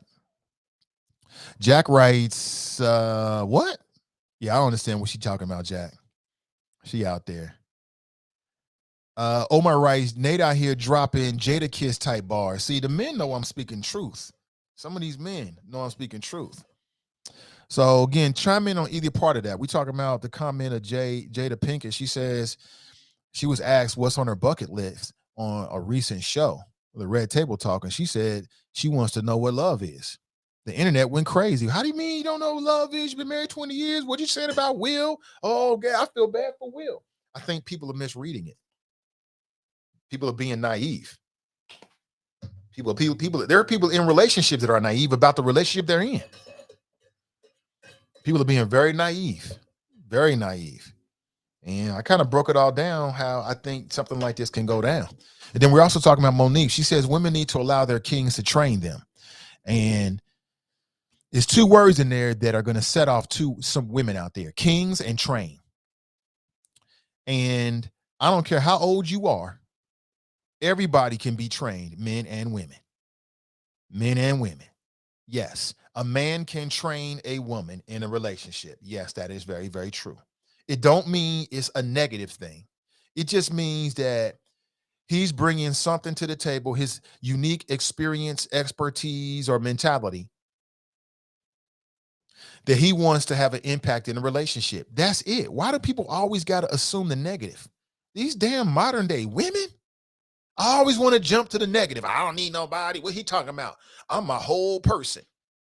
I don't need this. I don't want this. Don't say this. I need a partner, not a trainer. That's part of partnership. That's part of partnership. It's teach, train, however you want to look at it. The word is interchangeable. Okay. Didn't Mr. Miyagi train Daniel's son? Yes, he did. Wax on, wax off. Wax on, wax off. Wax on, wax off. Why would it be any damn different in a marriage? When you at the office dealing with other adults, don't you have to train them on how to talk to you, how to interact with you? Yes. Why would it be any different in a relationship? Ain't no difference. It ain't got to be nothing negative. It's the same thing with a woman. A good woman is going to train her husband. She's going to hip him to certain things. She's going to make him better. A good woman will make a man better. And conversely, a good man will make a woman better. Right? A good spouse is going to push you. They ain't going to sit back and just let whatever happen. They're going to push you in the right direction. They're going to challenge you. They're going to check you. Like, nah, you on some BS right now. That's what a good spouse is supposed to do. Right? Tell me I'm wrong. You know what I'm saying? A good spouse is not going to let her husband walk out the house looking crazy. Like, that don't work. That don't work. You got on black shoes with blue. You're supposed to have on brown. You know, shit like that. Sometimes it's small, sometimes it's big. You know what I'm saying? I run almost everything through the wifey. Every idea, I run it through her because I needs it. Everything. I need that lens. I need her viewpoint. What's wrong with that? Does that mean she runs me? No, but she's my partner, right? So what's the use of having what's the use of having an adult in the house if you ain't gonna listen to them, if you ain't gonna take their advice? What's the point? It makes no point. So that's what Monique is saying. That's the way I process it. But women want to take it negative. What am I, a dog? I ain't no puppy. Sis, you're missing it. You're missing it. You do need to be trained. You know what I'm saying? If you ain't been in a long-term relationship, you don't have no idea how to be in a long-term relationship at all. You might think you do, but you don't. You don't. If the longest relationship you ever had was a couple of years, sit your ass down and listen to what I'm saying, because you don't know. I know. I'm trying to tell you right now. Sit down, open your ears, keep your mouth closed, and listen to what Uncle Nick is trying to tell you. I'm trying to tell you something here. And sometimes grown folks need to get out of their own way. You know what I'm saying? Get out of your own way and just listen. Good morning to you. Why is he saying Steelers? You are right. A laugh emoji. That is funny, man. Sheila writes, good morning, Choppers, Nate and Mrs. Ivy. Angela writes, right, we get that man that his mama didn't teach him ish. Now we raising him. And Angela, men get the same thing with some women. It's the same thing. See, we so comfortable saying, well, your mama didn't train you, to a man. But we're not as comfortable saying, oh, your mama and your father didn't train you, to a woman. We ain't as comfortable saying it, and both are true. Both can be true. Everybody grows up differently. Not everybody gets to see certain examples. And if you don't, how are you supposed to know? You don't know. There's no way for you to know. And you don't say, I used to watch the Cosby Show. I was like an honorary Cosby kid. Shit, I mean, the husband was like my step-parents. That was in your head, sis. Only in your head. Brandy writes facts. Marisha writes, good morning. Nat writes, Nate, with 20 plus years of marriage to back up the analysis, I'm listening, right? And multiple relationships with women before that. Professional Reimbursement Networks writes, good morning, everyone. Happy Monday. Hey, good to see you, Renee. Ashley writes, good morning, Nathan and the Choppers. Tabitha writes, being a person who's grown up in a traumatic life, I can feel Jada. I'm now an empty nester and I feel free to invest in myself all over again. I choose to be happy. Brent writes, and I don't believe the other Cinderella myth, and they live happily ever after. Married couples go through struggles all the time. Correct, Amundo. And just because you struggle in a relationship don't mean your marriage is not good. There's no, even business relationships, all long-term relationships are going to have struggles. I don't care what type it is. Any long friendships, long-term friendships, you're going to have y'all moments where y'all ain't talking or somebody say something or the other person perceives something. That's just relationships. That's just relationships. But there's a lot of women who think that because they can get into an entanglement, because they can have a sexual relationship with a dude, that's going to automatically translate into a long-term relationship. Two different skill sets. One has nothing to do with the other. One is anybody can do that. That's the easiest thing in the world to do. The other, which may be much more valuable, because things that have valuable are more difficult. Things that have value are more difficult. That takes a little bit more work. And not everybody, and again, this is not to show and throw any shade. I mean, this is where you are in your life and how you feel. It is what it is. But I'm just saying, I'm going to take this opportunity to make a few points this morning. But tell me what you think. Clarence writes, morning choppers. Brandy writes, greetings. Maxine writes, great risings, righteous seekers. Omar writes, Monique was right. The black women don't like to be corrected. They take what she said is let that man boss you around. You're right, Omar. That's how some women are taking it. I saw it on a couple of Facebook groups online. I'm like, wait a minute, I got to step in here and set the game down. Yeah, it ain't about anybody boss. I don't boss my wife around. She don't boss me around. We partners. But if she got something to say, I listen, and vice versa. There are times when she brings something to the table, and that's the avenue we take, because it's the best avenue. It's the best idea, right? And there's times when I come up with the idea, we run with our idea, because I got the best idea in that scenario. It ain't about a boss. Yeah. It's about learning from whoever you decide you want to be in a long-term relationship with. Now, if that's training, yeah, that's training. Train me. Make me better. Make me how to teach me how to match these fabrics. Teach me how to negotiate. I mean, everybody has different skills. My wife has skills that I don't have, and vice versa. Jenny writes, good morning, Nathan and Choppers. Happy Monday. Good morning to you. Eloise is in the house. She writes, good morning. Good morning. Happy Friday. Happy Friday. You mean Monday? Happy Friday. You must have had a good weekend. What happened on Friday, Eloise? What happened on Friday? Eloise still stuck on Friday. I mean, she must have had some good times on Friday. What happened? Where was you at?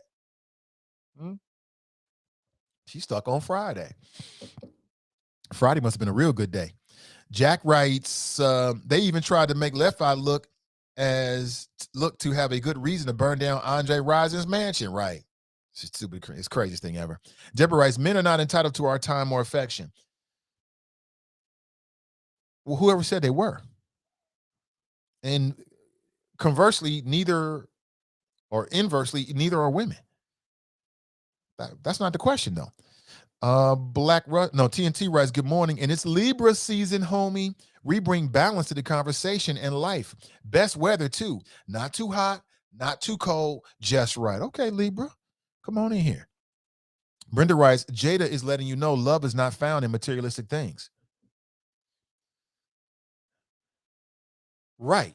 It's not found in materialistic things. Love is found inside yourself.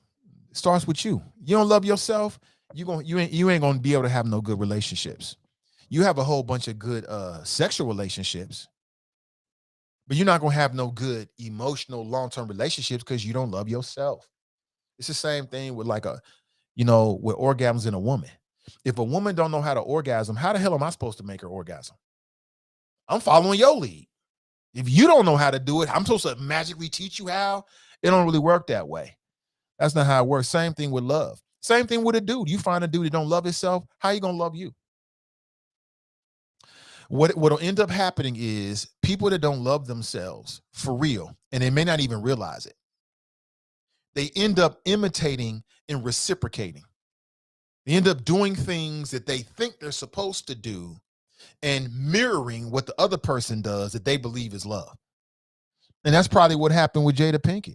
It don't mean that she ain't got love, but she talking about a deeper understanding of what that means with Jada. I mean, with Will. That's how I read it anyway. I could be wrong. Jason writes, morning, Nate in the shop. Good morning to you, Jason. Good to see you, brother.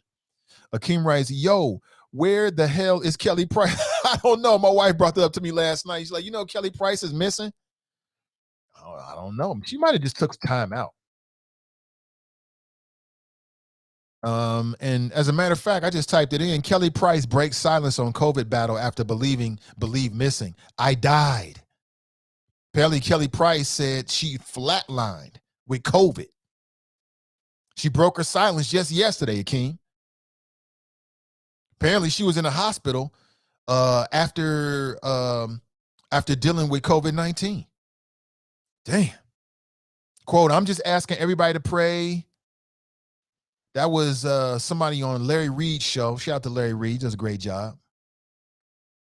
Yeah, I'm looking at it right now. Hold on, let me play this for you. I think I can play this for you. Hold on. Hold on. Let me see if I can play this for you. This is from TMZ, I think. Hold on. Let me play this for you. Since you brought it up, I'll play it for you and we can read for ourselves. So this is her. This is what Kelly Price is.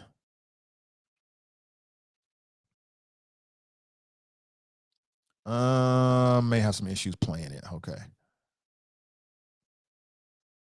Give me 1 second here. Let me see what I can do. I may be able to find this. Give me 1 second. Kelly Price says she almost died. Damn. That's that real deal COVID. Some days later, a couple of days later, and the first thing I remember is the team of doctors standing around me and asking me if I knew what year it was. Wait, when you say they lost you, can you clarify what that means? Yeah, I died. Yeah, so Kelly Price says she died. You can watch the rest. It looks like it's on the Shade Room and also on TMZ. So check it out over there. And maybe Larry Reed Live, maybe as well. Damn. I know some black people keep playing with this COVID-ish. Okay.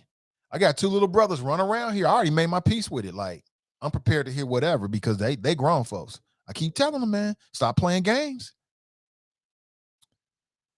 Deborah writes, no fire, just male idiocy. See, Deborah, you part of the problem. I hate to say this to you, sis, but you're part of the problem. I don't know what you're talking about at all. Sean writes, men and women must take accountability. Women are not the enemy and men are not the enemy. We need each other. Absolutely. TNT writes, in the words of fame, I'm disgusted by the conversation, LOL. But what exactly are you disgusted by? What part are you disgusted by? You know what I'm saying? Are you disgusted by the fact that I understand where Jada Pinkett Smith is coming from when she says that her bucket list is to understand how to learn love? I broke that down for you. It's completely possible.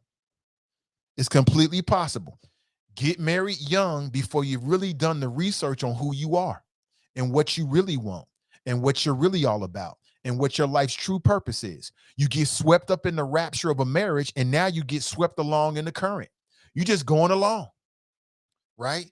You happy because this man loves you. Y'all got this great life. Y'all paid. Y'all in the movies. So you distracted by all these kind of things. You might have professional goals. Then you have children. Anybody out there with any children tell you that when you have children, you stop being an adult and you start being a parent. It ain't about you no more. You don't have time to figure out who you are and do a deep dive in terms of who you are because you're swept up in having kids. And if you have multiple children, you can forget it. 2 little babies, 2 of them. Let's say they 2-3 years apart. You ain't got no time to figure out who you are because you raising them kids. And your life is about them and your man and your career. So you just swept along in the current of life. You just swept along, just doing what you're supposed to do for everybody else. Just reacting to what happens. 1st grade, 2nd grade, 3rd grade, 11th grade, 10th grade. Now they're in college. And for the first time, you start to think, what am I going to do with all this time? Now you got time to think about yourself. So I get it completely. I understand it completely. I mean, I think it's a very honest and very raw and very real thing that she shared there. And people people do this too much. Every little thing that a person does, even in a marriage, doesn't necessarily have to have something to do with their partner. There are plenty of people that do all kind of stuff in marriages, and that's on them. That's on them, male and female. Wife cheat on you, that's on her. Husband cheat on you, that's on them. It don't necessarily have to be a reflection of what the other person isn't doing. It's just them. It's just them. They just being human. That's what humans do. It is what it is. You know what I'm saying? That's just being human. But a lot of people, the only way they can process the actions of somebody that's married is it's got to be through the lens of they doing this to somebody else. That's that immature shit. That's an immature way of looking at it. Let's step the game up. You know what I'm saying? The more mature lens is to ask what's going on with the individual. August Alsina, that didn't have nothing to do with Will. That had everything to do with Jada. That didn't mean that Will wasn't hitting it right. That didn't mean that they didn't have no, that meant that Jada was going through something and Jada chose to do that. Same thing if it was Will. It don't mean that Jada's not taking care of Will's sexual needs. It just means that Will wants to go do something. We got to stop always processing things like that as if it's, I'm doing this to somebody, or that ain't always the truth. Just like men go through midlife crisis, women go through midlife crises. Same way. It's the same way. You know what I'm saying? We so comfortable talking about and criticizing men going through a midlife crisis that we overlook the fact that women go through midlife crisis, even wealthy women like Jada Pinkett Smith. So that whole August Alsina thing, I never looked at it like, oh, well, Will ain't hitting it right, or, you know, something like that. I looked at it as this is just some shit that Jada wanted to do. Period. Eric Benet cheated on Halle Berry. Jay-Z cheated on Beyonce. It don't matter what you look like. It don't matter how sexy you are. It don't matter whether you got a nice body. It don't matter what you do in the bedroom. If a human being wants to do something, that's what they want to do. Period. Ain't nothing gonna stop it, and you ain't got to internalize it. That's on them. And then I'm going back to TNT because she said she's disgusted by this. I'm trying to figure out what part you disgusted with, sis. Again, I want to help. Are you disgusted with the fact that I understand what Monique is saying? That there are some women out there that need to get out of their own way. You're in your own way, sis. You in your own way because you bring in baggage from something some other Negro did to your current situation, and you can't process what's in front of you. The other thing is you got a lot of queens out here. I'm a queen. I'm doing this. I got this going on. When they meet a king, they are ill-equipped to being a long-term relationship. Anybody can jump into bed. That's easy. A physical thing, we jump in bed, we kicking it, we friends. We ain't got no emotional ties. There's no expectations. You can't tell me what to do. I can't tell you what to do. That's the easiest thing in the world to do. Anybody can do that. But a long-term, deeper relationship, reciprocal, I care about your feelings, you care about my feelings. You know, before I make moves, I'm checking with you. Before you make moves, you checking with me. That shit is hard. That's the hard part. And popular culture has misled us to believe that the majority of women are ready for those kind of relationships. That is not true. That is not true at all. So what part are you scuffed by, TNT? To me, it sounds like facts. Let's go to the phones. Good morning. Welcome to the show. Hey, it's brother 252. Good morning, brother. Can't hear you, brother. This is brother 252? Yes, sir. You can hear me? Yeah, you sound better now.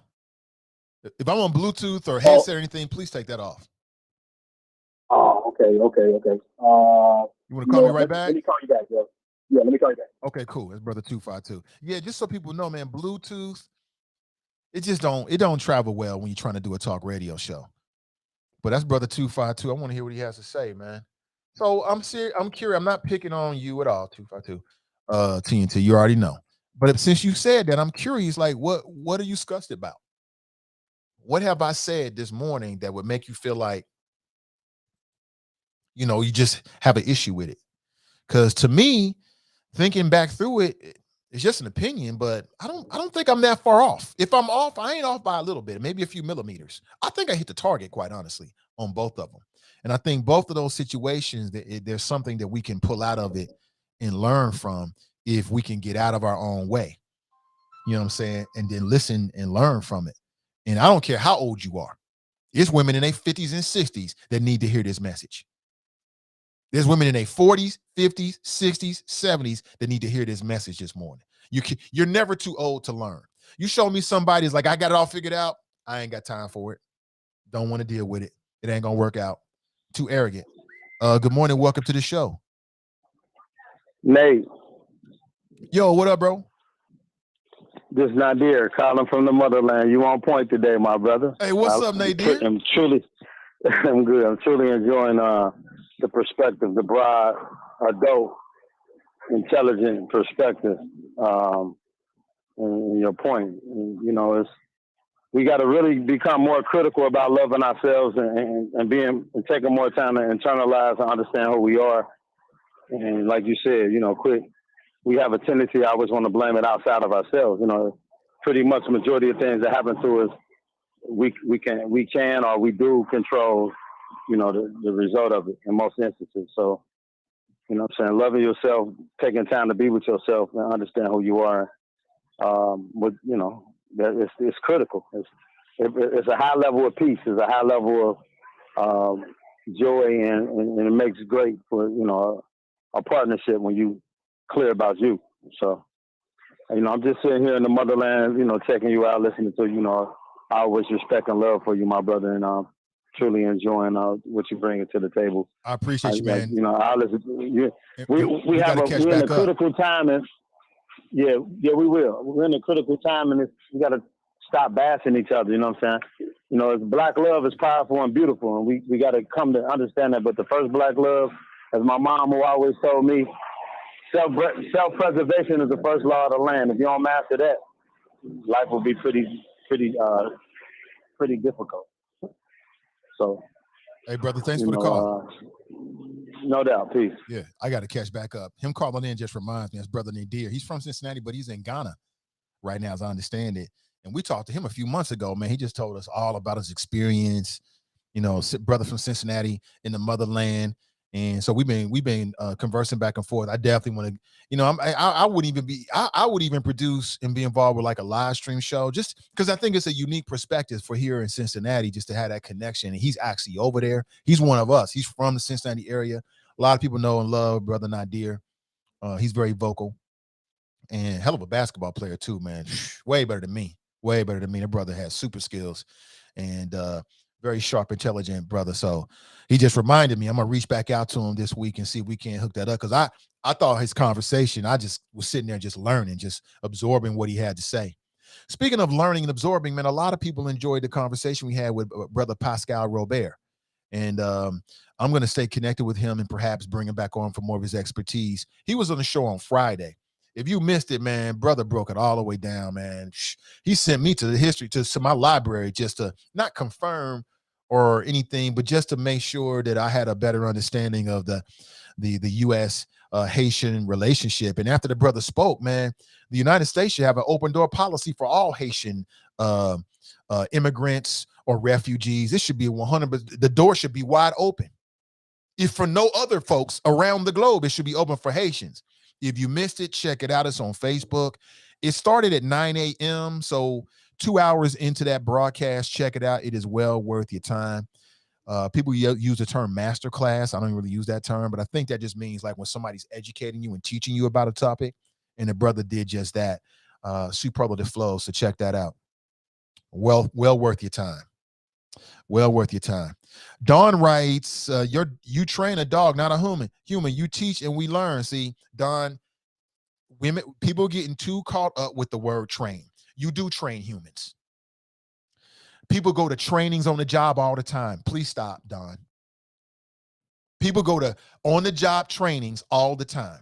When I work for a local nonprofit, the one thing I'll say about them, and I had a lot of good things to say about them, is they did a hell of a job with training their workers. I was overtrained.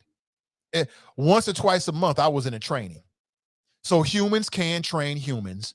Women can train men in a relationship, and men can train women in a relationship. And depending on your experience and your background and what you bring to the table, some people need it more than others, Don.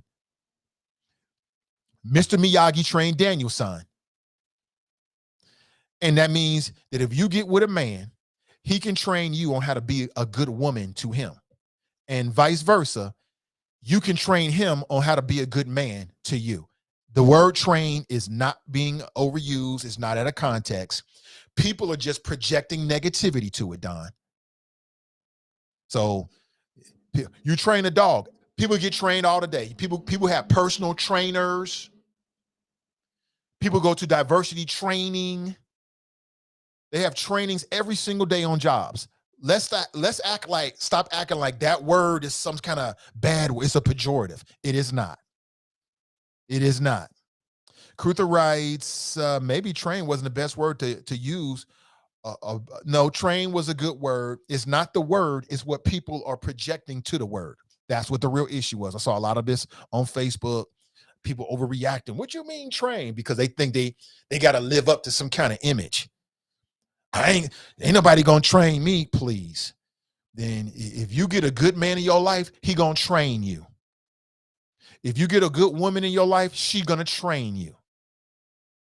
Train, teach is all interchangeable, but it all makes sense. We stop projecting negativity to a situation where it ain't necessarily needed. Woody writes, I listened to my wife for 46 years. She is right 97% of the time. I have a lot of good, strong women around me. I listen to all of them. I listen to them. Because what I have learned the hard way is that women have a sixth sense. They just see things differently. They can see things from a different perspective, and it is absolutely invaluable to me. It is I can't do what I do without it. I need it. I need it. I need the advice and the experience and expertise that my wife brings to me. I need it. I need it. Period. Why would I have a teammate, a partner, and I don't listen to him? It doesn't make any sense. It makes no sense. Jack writes, physical altercations can occur in the training process. Omar writes, women be like, nobody gonna train me, then goes to a life coach. Right. Ain't nobody gonna train me, then you got a mentor. What are they doing? They're just training you. They're teaching you. It's no big deal. It's just some women get caught up on these words because they're trying to live up to this strong Black woman motif that you don't even got to live up to. And resisting, allowing the man to train you does not make you less of a strong woman. In fact, it makes you more of a strong woman. So I don't get it. And again, like I said, it's the Cinderella mode idea that just don't work. There is no knight in shining armor who's going to rush in here and save you from what you created in your own life. What you create in your own life is the type of life that you're going to have. No man's going to save you from the mess that you created. And that's why if you got a mess in your life and you're trying to find a man of a certain level, he ain't got time for that. He ain't got time for that. Your life is a mess. Every aspect of your life is a mess, but you want to be in a long-term relationship. Why would he want that? Don't no man want that. He gonna get the skin and roll. He gonna take what he can, some fun, and leave all that nonsense for you to deal with. And then you got some women out here wondering why it never works out. It's probably because you're a good person, but your life is a mess, sis. Your life is chaotic. No man wants a chaotic life. Especially the older he gets and he's more established, he got things going for himself. Yeah, who got time for that? None. Nobody. Y'all gonna be homie lover friends. Y'all gonna kick it, may have sex, have a good time, and that's it. You know what I'm saying? Hey, he ain't gonna throw the baby out with the bathwater now. You got some good looking hips on you now. She's sexy. So we can do this, but your life, I'm gonna leave that for you.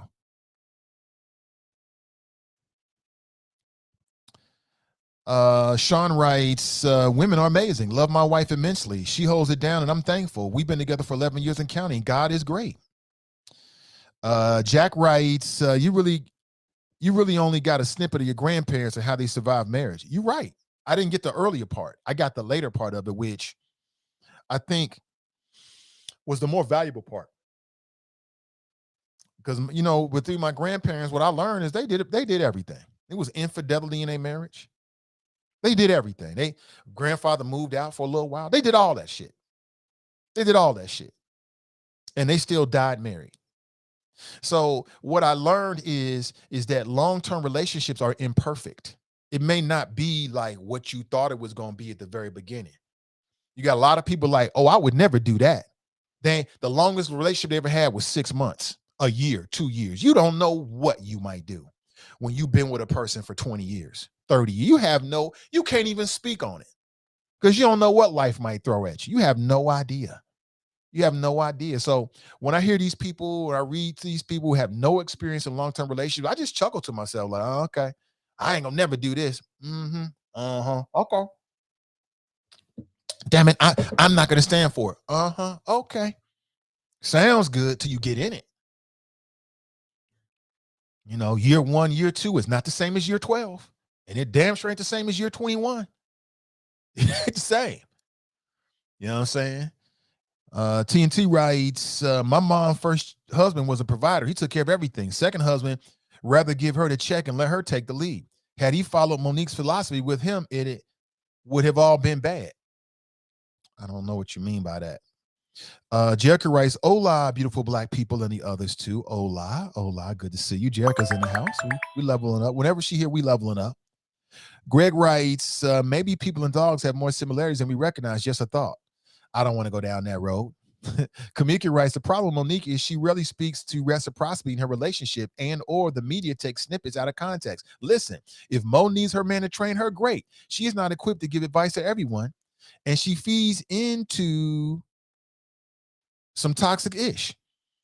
Fair. But what's toxic about what she said? From my perspective, having dealt with a lot of different females over my adult lifetime, as a young adult, as a medium adult, you know what I'm saying? Even while being married, you know, to some degree. Why? I don't detect anything that she's saying that's wrong. You know what I'm saying? Because just because you're married don't mean that women are not attracted to you. In fact, in some cases, women are more attracted to a man when he's married. That's what I mean by that, just so you know. But she says he's controlling because he's protecting you. Let me read this quote to you, and then we'll go to the phones. This is Monique. She writes, when I say to black women, y'all, please, if you have a good one, let your guard down and let it happen, you're going to hear some things that's going to shock you. Because when you got a king, he's got to prepare you to be the queen. So many of us ain't got the queen training. So when we get the king, we don't know what to do with it. Now, I detect no lies in what she's saying.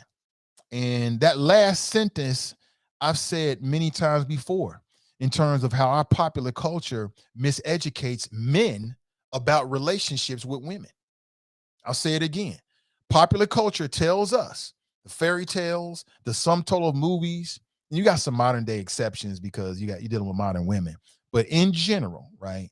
In general, popular culture tells us that when you step to a woman with love and honesty and you ready to make her your queen and you want to be faithful to her and build a life with her, that she automatically knows how to deal with that. And that's not true. Not every woman does. That's the point I'm trying to make. I think it's the point she's trying to make.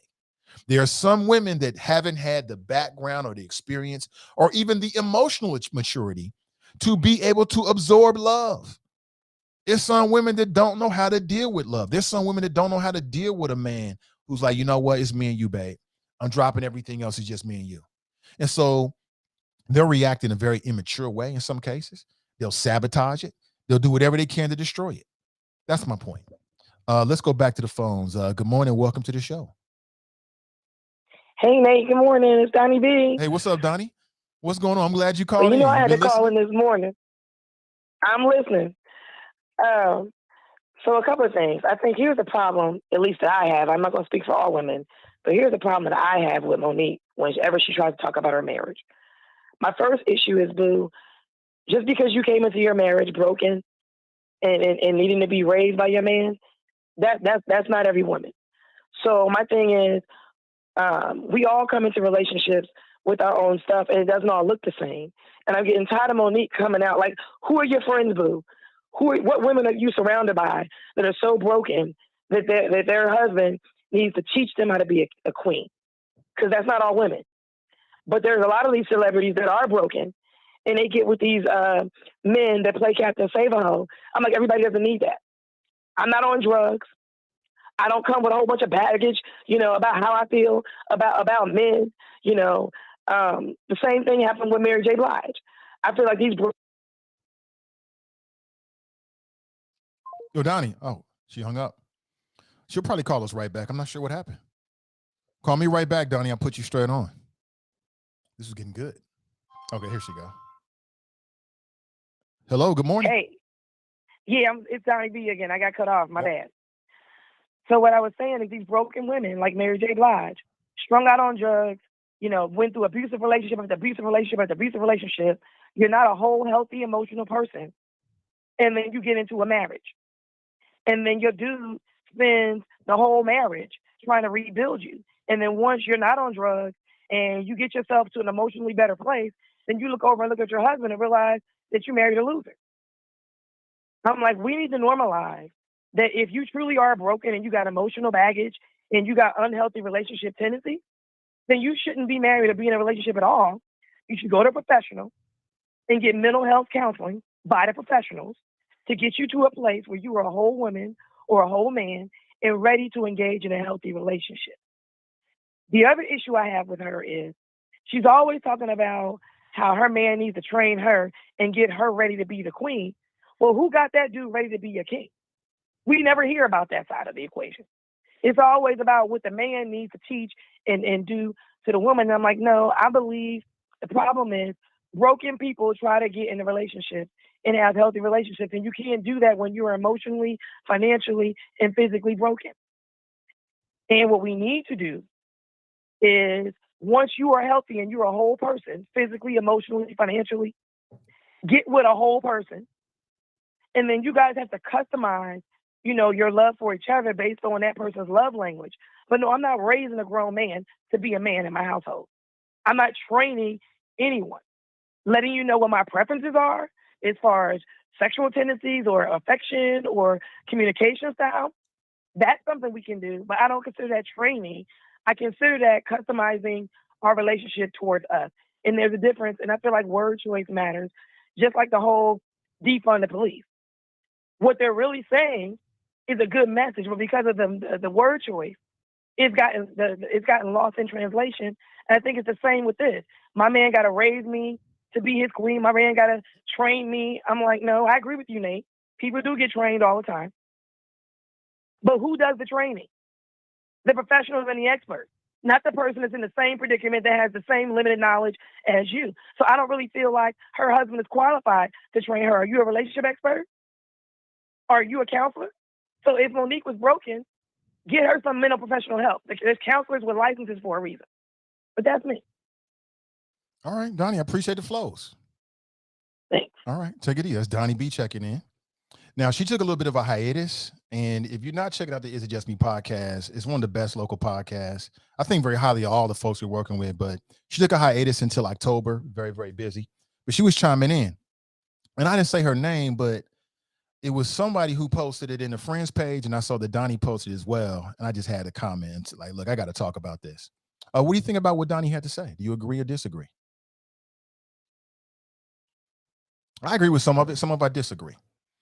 I think she said use the words customize. I mean, customize, train. I think that I disagree with this. I'm an expert on how to be with me. There's no mental health professional or relationship professional that can teach my wife how to be the woman I want her to be better than me. Conversely, there's no professional in the world that can teach my wife on what she wants from me better than what she already knows she wants from me. So I am an expert of me. So when you get with a person in a relationship, let's use the word train. You have to train or teach them on how to interact with you. No professional can teach anybody about Nathan because I'm the expert about Nathan. So that point I disagree with her, or just want to add that point to it. Like, no mental health or relationship professional is going to teach my wife on how to be in a relationship with me better than I can. So in that way, I completely understand, what Monique is saying. And then the other thing is, I think that Donnie used like an extreme example, like when she's talking about broken people. That's the whole point of it. It don't have to be that extreme. You don't have to have drugs and alcohol in your background and domestic abuse and all that kind of stuff to be in a relationship with somebody. What's this? My mom is so beautiful. She is my mom, and she is so. What is that? So what? Health. My dad helps me learn. He helps me.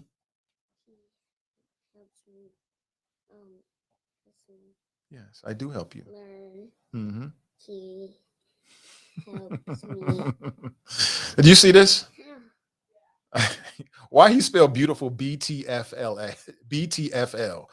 Phonetically, you got it all, bud, but you missed some words there. This is nice. You missed some letters there, yeah. This is nice, man. You show your mommy? Okay. Now in the car, I'm gonna draw it's hard to write in a card, especially if you don't have something hard to write on, like a clipboard or something like that, man.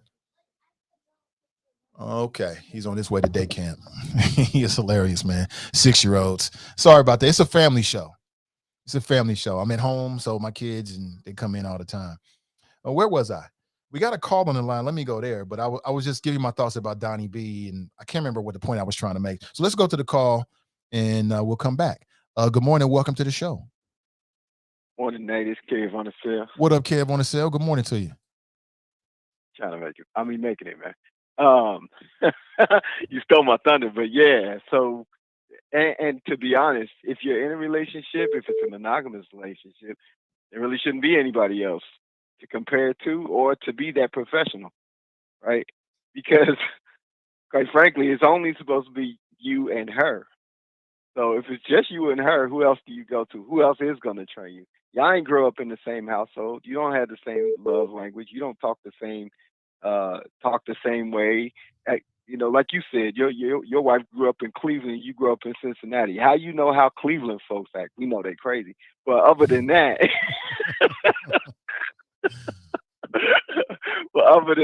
you know what I'm saying? Oh, and by the way, before I even finish that thought, hey, Kev, the wifey just said, "Watch what you say about Cleveland." She's listening. Who they, man? Look, and I'm gonna bring up Cleveland again. Cleveland had raggedy teams for years. Nobody said anything. Them people would kill you in Cleveland over their team. Nobody said nothing about it, right?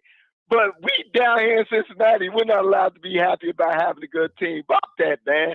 We got a good quarterback and a good receiver combination, and the defense looks solid. Bump everybody, who day, all day. Now, back to the serious, not serious. My issue with Monique and even with Jada is that they keep giving advice as though they're the professional in your life. Other than that, I'm cool. But truthfully, like I listen to him say, like, okay, so I deal as a mess. I got a whole bunch of mess in my own relationships. I'm just messy, you know what I'm saying? But I want to tell you how you should run your house. I don't know about all that. I don't know. But train's just a word, man. Train is just a word. We get caught up in all of these semantics. I was having a discussion over the weekend with somebody about some things, and same things. Like, man, look, they're just words. And quite frankly, it's how you were brought up, how you interpret those words, right? Anytime that I have been quote unquote trained, generally it has been to my benefit. I have learned greatly from it, and it has allowed me to excel. So if you got anything that will, especially in my relationship with my significant other, the person whom I'm sharing this life with and giving up my hours for, who's giving up their hours for me, if you can show me something that I get value from, that makes me better at what I do and allows me to be better when I'm with you, that's something that I'm looking to. And I don't see nothing negative in that.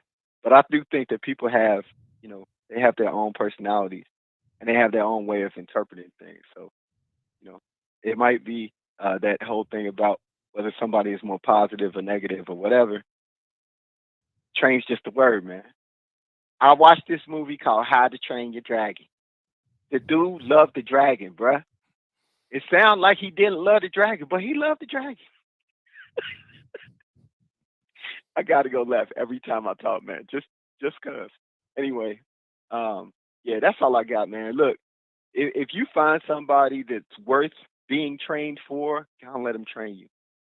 I promise you, on the other end, it's probably going to work out well. My parents been together for many, many years, and I've seen them training each other, and it's an amazing dance, and it's worked. for them. So I'm, that's what I'm looking for. I'm looking for somebody willing to train me that I'm willing to train. That's all I got, bro. All right, brother. Thanks for the call. Take it easy. That's Kev on the sale. Two good calls, leveling up, back to back. Appreciate it. Always leveling up with good conversations, interactions with the audience. My number is still on the line here. Let me throw it up. 513-873-7134. Let's go back to the phones. Good morning. Welcome to the show. Hey, Nate, it's brother 252. Hey, brother 252. Welcome back. Hey, man, thank you. Hey, man, obviously, it seemed like you put a lot of thought into this conversation, what you're bringing from Monique and Jada. And I really only jump in because yesterday I was evaluating my own relationship, and I was pulling out some of the superficial ways that we have in our relationship. And, we learn through the things that we suffer. I mean, nobody's ever had it, perfect. So I think we're ever learning. And the perspective that I pull from what you said these ladies have said is that, Monique said there were some things that she missed in her contract, and her husband was just better at it at the time. And I mean, that's growth. And it's unfortunate that they haven't had the perfect life, that sometimes that we can miss that. So, the perspective that, some people miss, and maybe throwing out, okay, we about to roast Nate, men is wrong. They're totally wrong. No, come on, guys. Come on. But if you haven't thought about this, or if you don't, you're not constantly evaluating.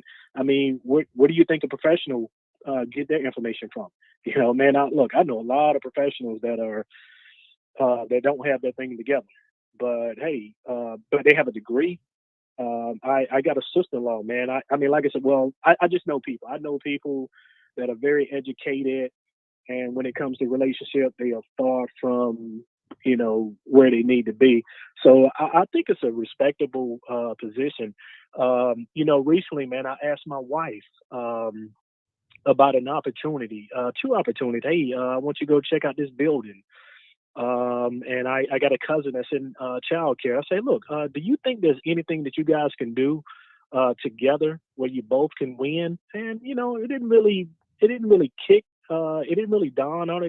Nothing really clicked with her until she got a call from my cousin about an opportunity, to come in.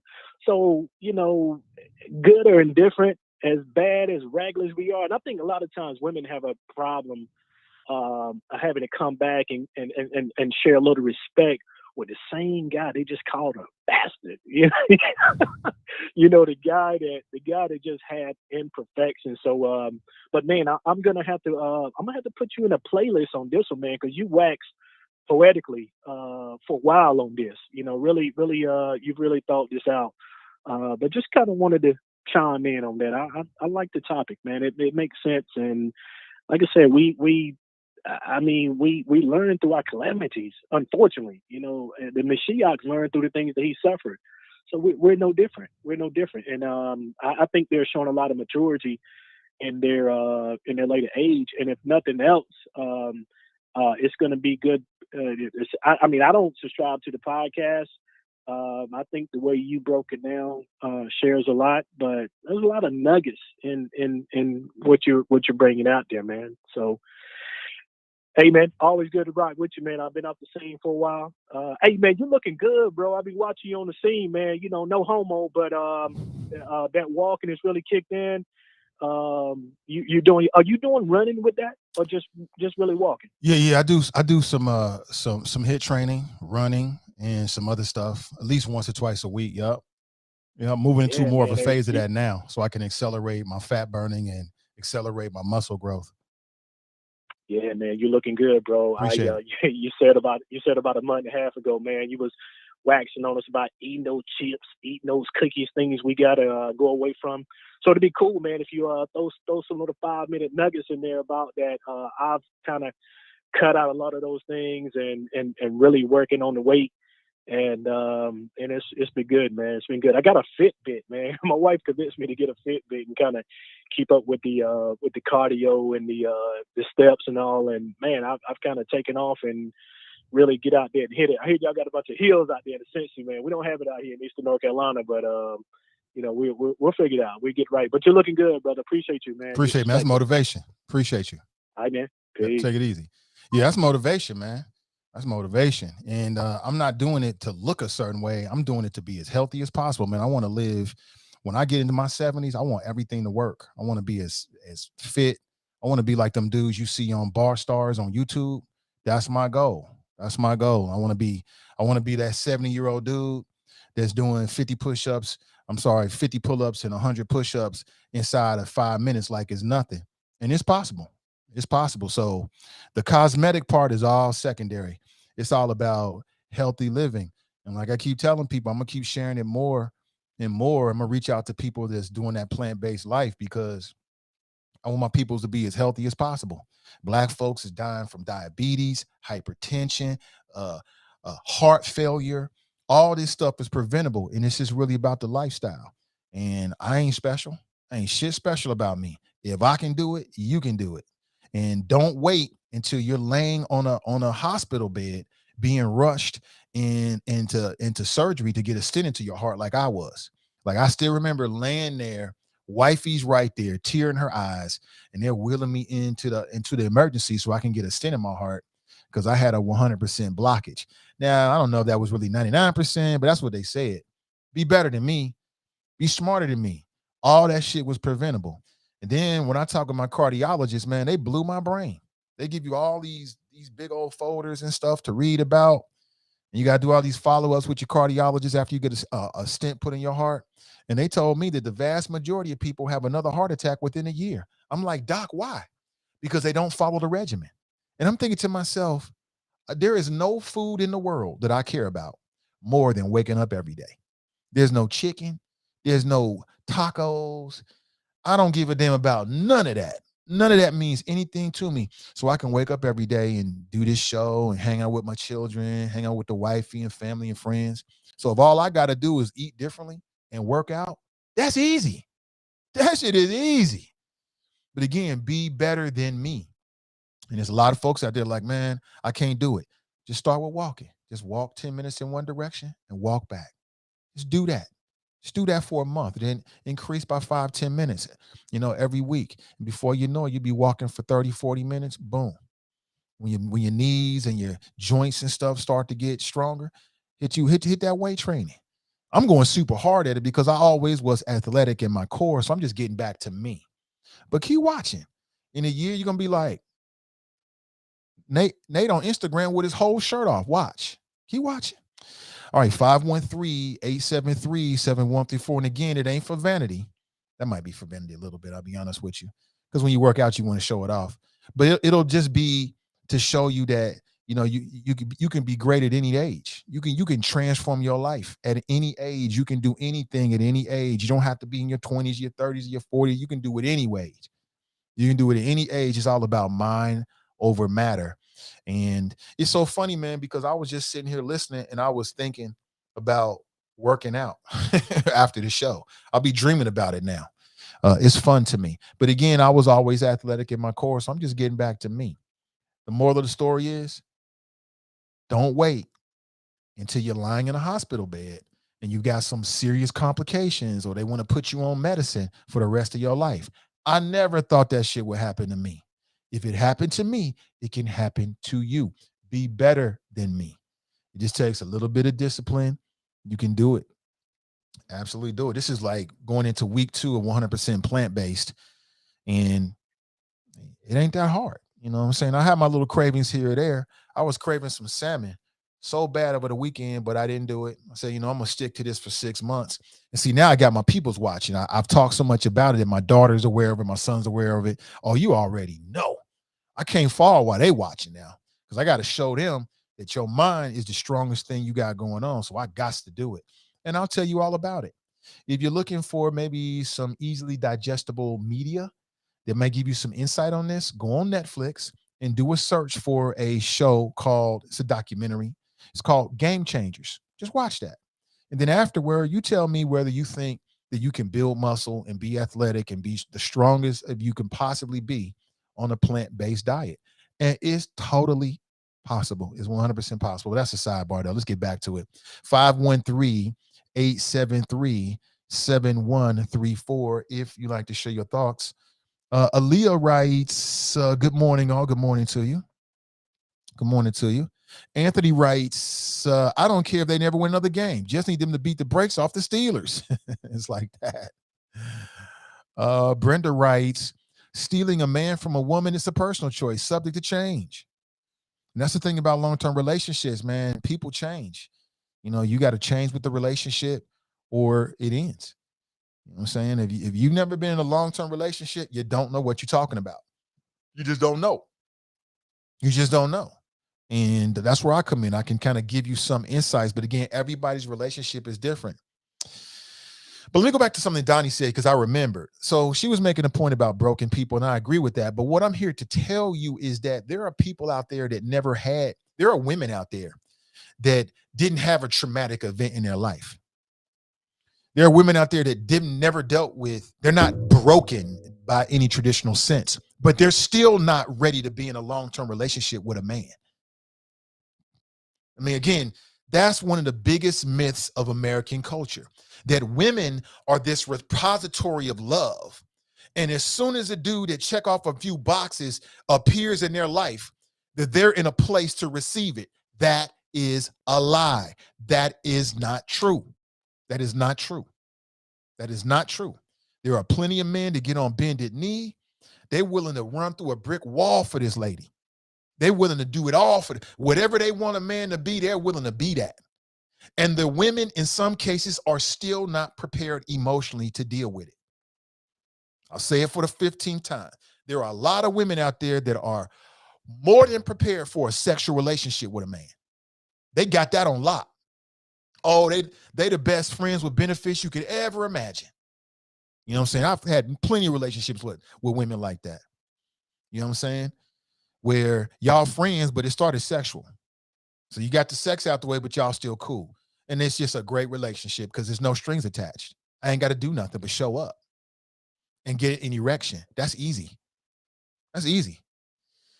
But in terms of a deeper relationship, like I give a damn about you, I care about you, we in this together, not every woman is ready for that. So I'm just trying to like challenge the paradigm. Like we're real clear that not every man is ready for that. We call men are dogs, but we never say women are dogs. When a woman ain't ready for a relationship and she out here playing her options, she's just a modern woman who don't want to be nailed down. It's almost like a virtue. But when a man does it, we want to ascribe every negative aspect and attribute and characteristic we can find to describe him.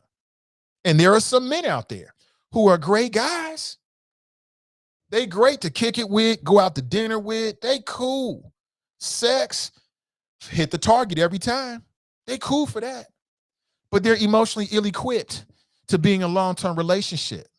It ain't even really about commitment per se. It's about everything else. It's a lot of that. It's a lot of fear in that too, man. I think it just gets misdiagnosed. So I'm here to give you a different lens. I say, ain't nobody right, ain't nobody wrong. It's just an opinion. I just want to give you a different way to look at all of this kind of stuff. That's all. Let me see. Jericho writes, did you listen to the table talk? You already know I did. You already know. Hey, what's up, DeVoe? Good to see you, brother. He writes 20 years of not loving herself. Yeah, not really understanding what that means, DeVoe. I can see it. Like I said earlier, you get married young. Your brain don't develop until you're 25. So if your brain don't really develop till you're 25, how many more years does it take for a person to really understand themselves? To really understand themselves. Like how many people in their late 20s or early 30s are meditating? If you're not meditating, you don't have that's the key to unlock the inner self. Now, I got lucky. I got lucky because I took a class called Life. And my long-term listeners have heard me talk about this many times before. I'm still in connection via social media with the teacher of that class, a white female named Nancy Spence. She opened my eyes. It was a new dimension. I took a class called Life at the University of Cincinnati. We're sitting in class, y'all, meditating. We should be doing that in high school. Meditation, learning how to close your eyes and shut out the world and go inside should be taught in high schools. We would be all better people. But we don't do that. We got these in our hands all the time. We got this in our hand all the time, distracting us. So we don't know what's really happening inside of us. That's why you got people 40, 50 years old running around talking about, I don't know what I want to do with my life. Because they never took the time to really sit down and get quiet, which is the hardest thing in the world to do. Meditation is when you start meditating, your body is going to sabotage you. It's going to put you to sleep. You're not going to be able to do it, but you got to keep doing it. It's like training yourself. It's like riding a bicycle or learning how to do something. You got to keep doing it and keep doing it till you can get to the point where you can sit still for 30 minutes and just think. There's a whole universe inside of here that most people never even think about till they get old. There's people that's got whole professions. They went to school, all kind of degrees, and they're like successful. They're like, I want to do something else. This is not really what I want to do. You get married young, you have a husband. Now you swept up in the rapture of what they want. You're just mimicking and reciprocating and reflecting. You're not really thinking. You're just going along with the stream of life. You have kids when you're young. You have kids, you got more than one kid when you're young. It ain't about you no more. It's about your children. There's a lot of women that wake up when their kids leave and realize, I've lost myself, right? It happens all the fucking time. I don't know who I am. I've lost myself. What about me? It's because they didn't take the time early on. And then they made moves that now they don't even have time to figure out who they are. They don't even know because they mommy. You got 2 kids, 1st grade, 2nd grade, 3rd grade, recitals, dances, proms. Everything is about the kids. Everything's about your husband. You're just going through what you see you think you're supposed to do. Then your kids leave and you realize, I've got time. I've got time to think. I've got time to figure out who I am. So they start thinking about themselves for the first time in their life. And I think that's what happened with Jada. I completely understand it. And I don't think that she doesn't love Will. I think what she was saying is, I don't really understand how to love me. It's sad, but it happens to men and women. But right now, we're just going to talk about the women because we don't talk about women enough. We talk about men. We overanalyze men to the nth degree, but we don't overanalyze women, in my opinion. And when we do, you get a brother like Kevin Samuels, everybody want to pull the knives out and the claws out. These are some hard truths about women. And I remain unconvinced. I think that Monique is saying something that's very valuable. Now, not every flow is for everybody. You know what I'm saying? What she has to say may not fit your life, or it might, but you're so resistant to it that you gonna tell yourself it doesn't. That happens a lot. But I'm here to tell you that what she said is true. And there's some men out there that get a rude awakening when they get older and they realize, like, oh, when I give my best to a woman, it don't necessarily have to be reciprocated. Like I say, you can buy her a house, the biggest ring, stop dealing with other women, pledge your life to her, be willing to be the man that she's telling you that she wants you to be. And that don't mean that she knows how to love you. It doesn't mean that. Maybe it does, maybe it don't. It's hit or miss. That relationship and love shit is a gamble. There is no guarantees whatsoever. None.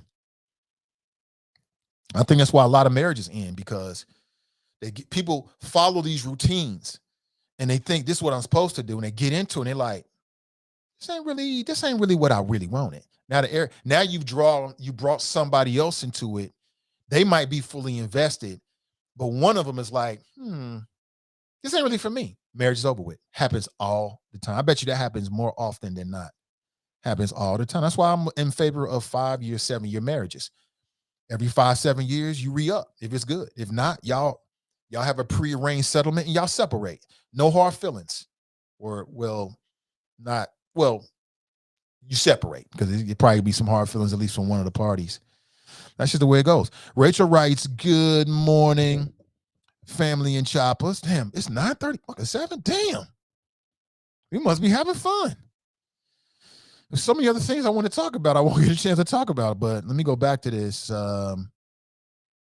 James Muhammad writes, discipline depicts structure. Well, what I will say to you is, in no way am I pointing fingers at anybody, but the journey that I'm on in terms of redesigning my body is a journey of discipline. And for me personally, is if there's a lot of things I want to do in the world, but if I can't control this, then how am I going to have any impact in this? That's how I look at it. You know what I'm saying? If I can't control this, then how can I control this? You know what I'm saying? Everything starts within. So this journey has been quite interesting. And it's been not quite interesting. I'll put it that way. Rachel writes, exactly, Kev, let us live. Beating the Steelers in their house. Okay, some Steeler talk. Roy writes, unless she expand on it more, you have to take her for what she says she wants to learn how to love, whether it's herself or her husband, and maybe even her kids. Wax on, wax off. Sean writes, Nate King trains a queen trains a king. It's a two-way street. I agree completely. I ain't got no problem saying my wife trains me. I have no problem with that. It don't make me less of a man in any way, shape, or form. None. It's the truth. My wife has brought things to my attention that if it was not for her, I would be thinking differently. And I would have did a whole bunch of dumb shit over the years if I didn't listen to that. I mean, a whole bunch of dumb shit. I would have chased bad business deals with people I shouldn't have been involved with if it wasn't for her. I would have just said a whole bunch of crazy shit. Even going back to my commercial days, if it wasn't for her. I mean, I can't even tell you some of the stuff I run past her. I'm thinking in my head, oh, this is that new hotness. And she's like, don't you say that. I'm like, what you mean? I leave it alone. I leave it alone. Tracy writes, train or dictate. How can a man train a woman how to be a woman in a relationship, but a mother can't train her son how to be a man? This is BS. I don't think there's any BS at all. So let's break this all down. Train or dictate. See, again, it's so interesting the way that people present these questions. I'm not picking on you, Tracy, because Lord knows I don't want that smoke. I don't want no smoke from Tracy from Cincinnati. But since you took the time to text this in the chat, and I need to take the time to respond to it responsibly. So I would say train. How can a man train a woman how to be a woman in a relationship? I don't understand that. I mean, it makes perfect sense. Who is an expert? Who name for me, Tracy? Let me use myself. There is no person in this world that can teach my wife how to be a wife to me better than I can, and vice versa. Now, can she get a basic foundation from, let's say, she grew up in a nuclear family and watching her mother and father? Absolutely. But every individual has a uniqueness to them, whether you call it a love language or just people just want and need different things. There's no person in the world that can teach my wife how to be a better wife to me better than I can, because I know what I want. I'm an expert on me, and vice versa. So that's how. But a mother can't train her son how to be a man. A mother can't train her son how to be a man. Well, I never said that. Personally, I think that little boys grow up to be the man that their mothers shaped them to be. So a woman, a mother, in my opinion, does have a very, very strong influence on the man that their sons eventually grow up to be. Okay. I know I am with my mother. Even though I had male, my father, uncle, grandfather was right there, and I got all this masculine energy. Like my father was a man, a masculine man. My grandfather, a masculine man. My uncle, a masculine man, who made their own money, owned their own homes, started their own business. They was men's men. We'll go in the Negro's chin in a second. So I grew up around that energy, but still, when I think about it, I'm in a lot of ways shaped by the reactions I had from my mother. So that's how. I don't think that's BS at all. And again, I never said that a mother can't train her son. In fact, I feel the opposite about that, Tracy. TNT writes, Karate Kid and Mr. Miyagi was not a partnership relationship. That was a pupil and teacher, and the dynamic never changed. Well, I just brought that up to say that humans can train other humans. And some people had that issue with the word train. I don't have a problem with that at all. You know, even in a business relationship or partnership, you might have a business partner that brings something expertise to the table, and they teach or train the other partner on these aspects where they might be weak at. I just don't. I think some women are getting caught up with the word train, and I think it's because they're projecting something negative to it. I don't think there's anything negative to it. That was the point I was trying to make. Renee writes, she trains you as well. Absolutely. Aaliyah writes, 28 years of marriage says what you are saying is correct. Partners help train each other. Thank you, Aaliyah. See, if you've never had a long-term relationship, you don't know what you're talking about. You should keep your mouth, zip it, zip, keep it closed. Just watch. And we're going to teach you. We're teaching you, okay? Inside the Black community, we teaching you. Right? It ain't about it's better or anything, but I just have a certain experience and expertise that other people may not have. Ain't nothing wrong with that word. That word is proper. In some cases, you might need more training than others because everybody's in a different place when they come into a relationship. I can understand how, as a human, has she never experienced love? Akeem writes, Kaepernick. Terrell writes, no, do not give these knucklehead men who have already bitter more ammo. Before a woman submits, give me leadership to submit to. Most women would love a man to lead, but there are a lack of real mentally strong men out here. Relationship 13 years. I think there's a lack of I think there's a lack on both sides. There's a lack on both sides. And to go back to what Monique said, she prefaced it. She said, when you find a good man, when you find a brother that's worthy of you following, she prefaced that. She didn't say any old Negro. She said, when you find a king, he might have something to teach you. Let him teach you. Let him teach you. So I think that Monique already said that, Terrell. Terrell is hilarious. And again, we are real comfortable with saying there's a lack of mentally strong men out here, but we're less comfortable with admitting that there's a lack of mentally strong women and emotionally prepared women for a long-term relationship. And that's the point I keep trying to make. Not every woman is emotionally prepared to be a queen to a king. Not every woman is. But these movies and popular culture will have you believe that there's just a lack of good men out here, and you got all these good sisters just waiting to be chosen. But it's like Terrell just said, there's a lack of mentally strong men. I mean, yeah, men ain't what they used to be. There's a lot of growing up to do out here, but right now we're talking about the women, and that's the truth.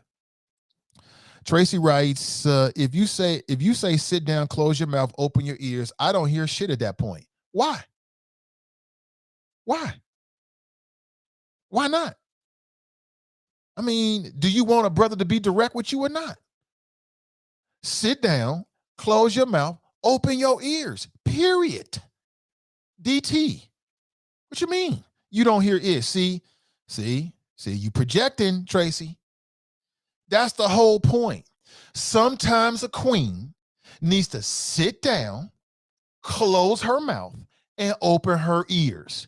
It ain't nothing wrong with telling somebody that, because sometimes that's the truth. And you ain't gonna tell me what to say. I make my own money. I pay my own taxes. I don't need you.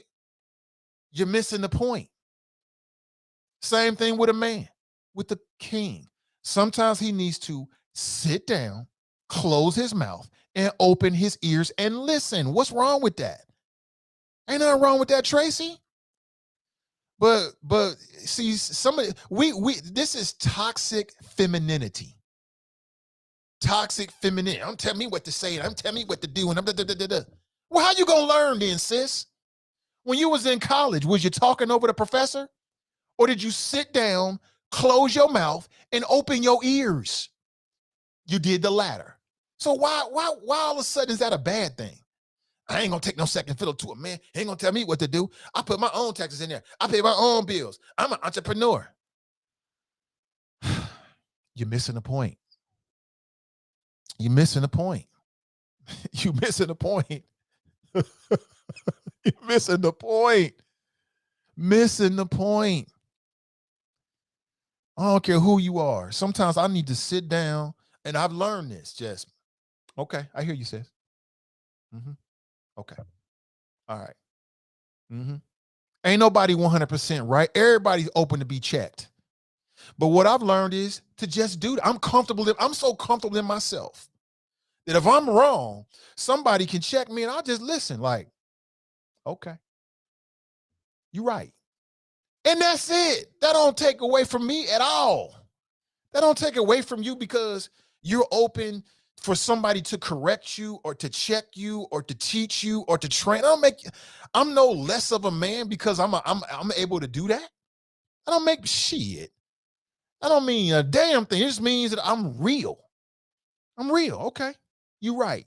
You right. Okay. My bad on that. Keep on moving. You can't do that.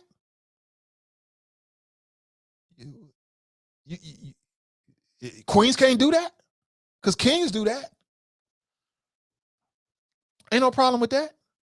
So yeah, I mean that goes both ways, Tracy. So no, it depends on who's saying it and what they got to say. But sometimes I'll say it again. Sometimes we as grown people, all up in our grownness, needs to sit down, close your mouth. Notice I didn't say shut up. Open your ears and just take in the information and just think before you open your mouth and react. Ain't nothing wrong with that. That's called being grown. Grown. Not fake grown just because you pay your own bills and your name is on the lease, but grown enough that in your interactions with another human being that you open to be checked. You open to be corrected. You open to be trained. You open to be taught something. You know what I'm saying? I don't see no problem with it, but everybody's different. Everybody's different. Let me see. TNT writes, that's not training. That's working together to gain the best outcome. Training, teaching is all the same. I don't know why y'all so resistant to this word train. Your resistance to the word train in and of itself makes her point. You're making her point. Every time, oh, ain't gonna train me, you making Monique's point. Ain't nothing wrong with that. You ain't less than a woman. That don't make you less than a woman because somebody sit down and check you or train you or teach you. You ain't less than. At least I don't think so anyway. I'm just different. Jerica writes, they found Kelly Price. Kelly Price almost died from COVID. She said she flatlined and came back. Telling you, yo.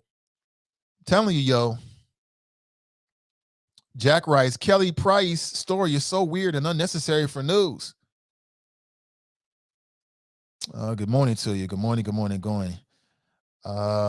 Lisa writes, facts. My youngest is of age, and I tell people at 51, I'm just now able to focus on me and do what I want versus doing what I have to do. Right. When you have children, you are not an adult. You are a parent. Parents live by different rules than adults. Adults do what they want to do whenever they want to do it every second. Parents can't do that. Parents ain't not do that. I'm a parent right now. Right. One day I hope to be an adult. We'll see. It's way, way off, over a decade away. My boy is 6. As long as he's in this house and of 18, I'm a parent, 100%. So my focus is on him. And so the time and energy I see and focus on him comes at a sacrifice at other stuff that I could be doing. But that's what we signed up for. It is what it is. And he's worth it. He's worth it. Politically Petty Podcast Show writes, morning, Nate and Choppers. We got 8 minutes left. Jack writes, excuse me, but August was coming around the Smith house a while as their son's friends. She been lusting for this boy for a minute. Yeah, she was a cougar. We know August Alsina got mental problems. We know that. She took advantage of him. But again, a lot of people was like, oh, she did this to Will. No, she did that to herself. She didn't do that to Will. And it probably had nothing to do with Will. You know what I'm saying? Yeah, he probably had nothing to do with Will. She stepped out and had an entanglement with another man. That's on her. That's what she wanted to do. That don't take away from Will Smith. That don't mean that Will Smith is any less of a man. That don't mean that Will Smith ain't finding a G-spot. That don't mean that August Alsina is better than him in some way. That just means that that's what the hell she wanted to do, and that's what she chose. That's how people are. That's how women are. That's how women are. That's how people are. It is what it is. They seem to work it out. So shit, I mean, I ain't got a problem with it. I ain't got a problem with it. But I think it's so interesting that people always like, she did this to him. No, she did that to her. That's what she wanted to do. Like I said, Jay-Z cheated on Beyonce. A lot of men would think that Beyonce is one of the most desirable women in the world. He cheated on her. Does that mean that Beyonce is any less desirable? No. Does that mean that Beyonce is not good in bed? Probably not. I don't know. That just means that's what he wanted to do. Period. That's just the way of the world. Somebody wants to know what's the name of the documentary. It's called Game Changers. I think that's what I read. Yeah, it's called Game Changers. It's on Netflix. Go check that out. It's all about plant-based athletes. And there's some science, a lot of science sprinkled in between there. And they do some profiles on some athletes from all different types of sports. And they kind of break down, what a plant-based diet versus a animal protein diet does to your body chemistry and things like that. I just came across it a couple of weeks ago, and I'm like, damn. You ever like wake up earlier than you really want to, and you're like, shit. Well, might as well put something on Netflix. It was one of those kind of situations. I just put it on. I had no idea, and I found myself getting really involved into like, oh, this is dope. And then that's when I was like, you know what? On my birthday, I'm gonna go plant-based for at least 6 months, see how it is. Probably do it for a year, and then just kind of monitor it from birthday to birthdays. But if you're interested in getting some insights into that, check it out. Most people eat too much, and you're eating the wrong things. You don't need breakfast, lunch, and dinner. You're eating way too. I gotta have a snack. You don't have to have a snack. You're putting too much pressure on your body, too much pressure on your digestive system. It's okay to be a little bit hungry. We should go to bed a little hungry every night with a belly that's not completely full with just fucking snack. You don't need all of that, and you don't need to build muscle with that. I'm gonna do it right here in front of you. Watch. Keep watching. Nadir writes, we must learn to quit internalizing things that others do outside the relationship. Absolutely. I keep saying it. I make it personal. My wife go out and do something, that's on her. That's a reflection on her. I know what I'm doing. I know what I'm capable of. That's what she tried to do. She our whole person. Same thing in me. If I decide to do something, that's a reflection of what I want to do, not on her. But people internalize all these things that other people do. I don't do none of that. I love me some me, 100%. I know what I got. I know what I'm capable of. That's all that really matters. You know what I'm saying? Let me see. Jack writes, why ain't nobody talking about August Alsina, his feelings and mental makeup? Because it don't matter. TNT writes, keep reading, you will see what I'm talking about. Greg writes, Jay-Z addressed what you mentioned in the song 444 album. But I've been curious whether Beyonce actually expected Jay-Z to have become a one-woman man after marriage. Old habits die hard. It could have been a habit thing. Like I said, I keep telling you, man, Rihanna said some ish on her side, one of her songs. She said trying to fix, she was talking about some dude. She was like trying to fix your inner issues with a bad bitch. There's a lot of men out here who think that a sexual conquest makes them a better man or some shit like that. Or their self-esteem is so low that being with a beautiful woman or a woman they think is desirable makes them something. That shit don't mean a damn thing at all. Daniela writes, there are some women their own way, but they don't need to be raised or trained by their spouse. If they are ready, they need professional counseling. I don't believe in broken people trying to be in a healthy relationship. Yeah, but I think a conversation should be about broken people. You know what I'm saying? Because there's some people that's broken, and there's some people that just don't know because they weren't experienced to it. They just didn't know. Like if you grew up in a nuclear family and you saw mom and dad, that gives you some insight as to what marriage is and what's about. You got a leg up. If you saw your mom loving your father, because there's people in relationships, but they didn't really see mom love dad. Like if you're a woman and you grew up in a household and you ain't never seen your mom negotiates the ups and downs of a relationship in a healthy way with your father, or let's say you had a stepfather, then you don't know how to do it. It don't mean you're broken. You just ain't got it. You know what I'm saying? You just ain't got it. You just don't know, right? There are people that's in marriages, they're both in the household, but they're not really demonstrating love. A love. Like what it means to love a man outside of just getting sex. Then how do you know? You just don't know. And Clarence writes, as to my understanding about Jada Pinkett Smith, she didn't have children until she got older. Married Will Smith, pumped the children out, explored her dream in life. I think the mistake that she made in the past is catching up with her now. And she doesn't want that to overshadow what she got going on. So she's just going to face it with the community smart. I think self-exploration at any age is healthy. And she's doing it in front of people with the red table talk. So I think it's valuable to some people. Hey, C. Calloway writes, COVID and lockdowns have put a lot of relationships in perspective. This has been a time of reflection for most people. Sometimes date or with people they don't really like to do children or appearances. I get it. Not everybody is marriage material. Sometimes people are just sex material.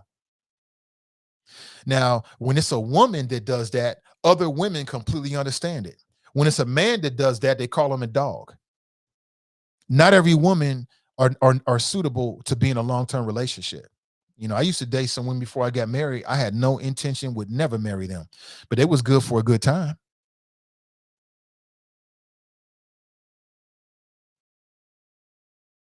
I take you for what you are and what it is.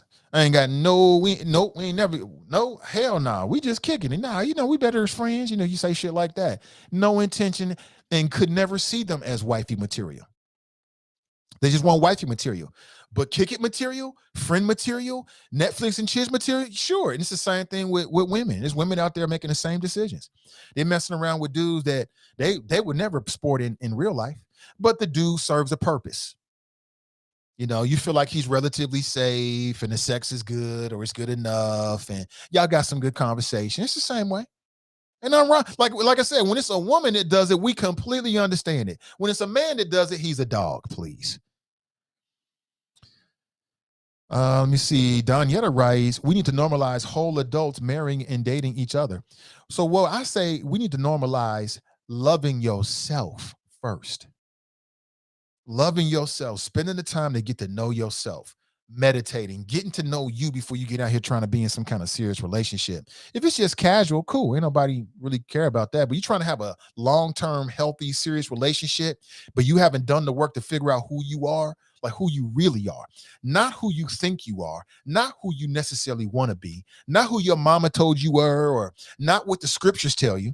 You got a lot of women out there trying to live their life by the scriptures, and that's who they are. That's not who you are. That's not who you are. That's who you might want to be. That might be the scriptures, but that's not who you really are deep down in here. So we need to normalize that. Like I said, we need to be teaching meditation and life classes in high school to give younger people a different lens and a dimension to view the world before they go out there and get into it. But listen, I could talk about this for days and days and days, man. I really could. I mean, the time went so fast. Sean writes, a wife trains a husband, correctamundo. A good wife trains her husband, and a good husband trains her wife, his wife. 100%. It's a circle. It's a circle. Deborah writes, it's offensive in this context, Nate. The words you use matter. It is not offensive. It's the way that you're viewing it. It's your mentality that you're projecting into it. There's nothing offensive about what I've said this morning. Nothing offensive. There's nothing offensive about what Monique has said. She's speaking facts. She's talking about grown up, real grown up, long-term relationship facts. Not this little Cinderella naive little girl-ish. She's talking grown woman talk. That's that grown woman talk that she's talking. Daniela writes, Monique's husband trained her ass right out of the industry. I wouldn't say that. Dale writes, Nate, you got my mind with the song, You're the Best Around circa 1984. C writes, absolutely. You have to train a man to love you how you want to be loved and vice versa. Absolutely. Absolutely 100%. Because the way I want to be loved may not be the same way another man want to be loved. My standards in a relationship may not be the same thing as another man's standards. You know what I'm saying? It may not be the same.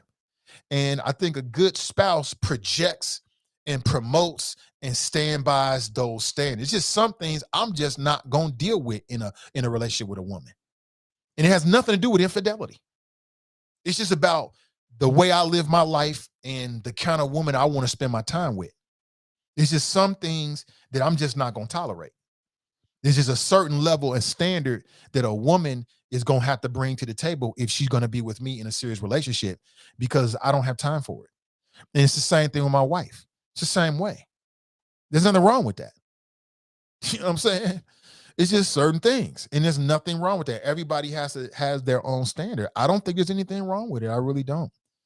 Deborah writes, this is just a dumb, divisive topic. I'm sorry you feel that way, Deborah. I think you need to open up your heart. I think you need to sit down, close your mouth, get off the texting, and listen and open up your heart and your mind to a new dimension, to a new paradigm. That's what I think you need to do, Deborah. I say that with love. Kevin writes, the hardest part of being in a relationship is y'all didn't grow up in the same house. Environment, love, language, etc. You have to learn how to be with your partner so y'all can grow to be one and work complementary to each other. Absolutely. Daniela writes, teach me how to love you sounds better. Teach each other how to love each other sounds better. Yeah, I can understand how you say it sounds that, but I think even beyond just that, it's teaching a woman to be the woman that you want to be with, and teaching a man to be the kind of man that you want them to be with. Like, everybody brings different things to the table. You might get with a spouse that has a level of strength around certain things that you don't have. And so their strength you absorb and take, and it becomes your strength. Nothing wrong with that. Ain't nothing wrong with that. Ain't nothing wrong with that. You might have to train and teach your wife on the virtues of stepping outside of a comfort zone. You know what I'm saying? You might get with a woman and she spends her life inside the comfort zone where everything is comfortable. And you like, well, listen, sis, that's not really going to make you reach your apex. So you got to model and push and set a standard so you can train them and teach them on how to live outside their comfort zone where I think the best things in life are. So it's a lot of different ways. I mean, you could spend all day on this, but I got to make a move. Listen, I really hope people got something out of the show this morning. I had a blast. It was a lot of fun. A topic that was maybe not the usual political topics, but like I told you, don't expect me to talk about politics each and every morning because that shit is too boring. I can't do it. It is a momentous Monday. Get some momentum in whatever you're trying to do. I wish you the best. And let's say our motto together. Let's do it together. Winners focus on winning, and losers focus on winners. So stay focused and stay winning, and we'll talk real soon. Until next time, I'm Nathan Ivy, and I'm out.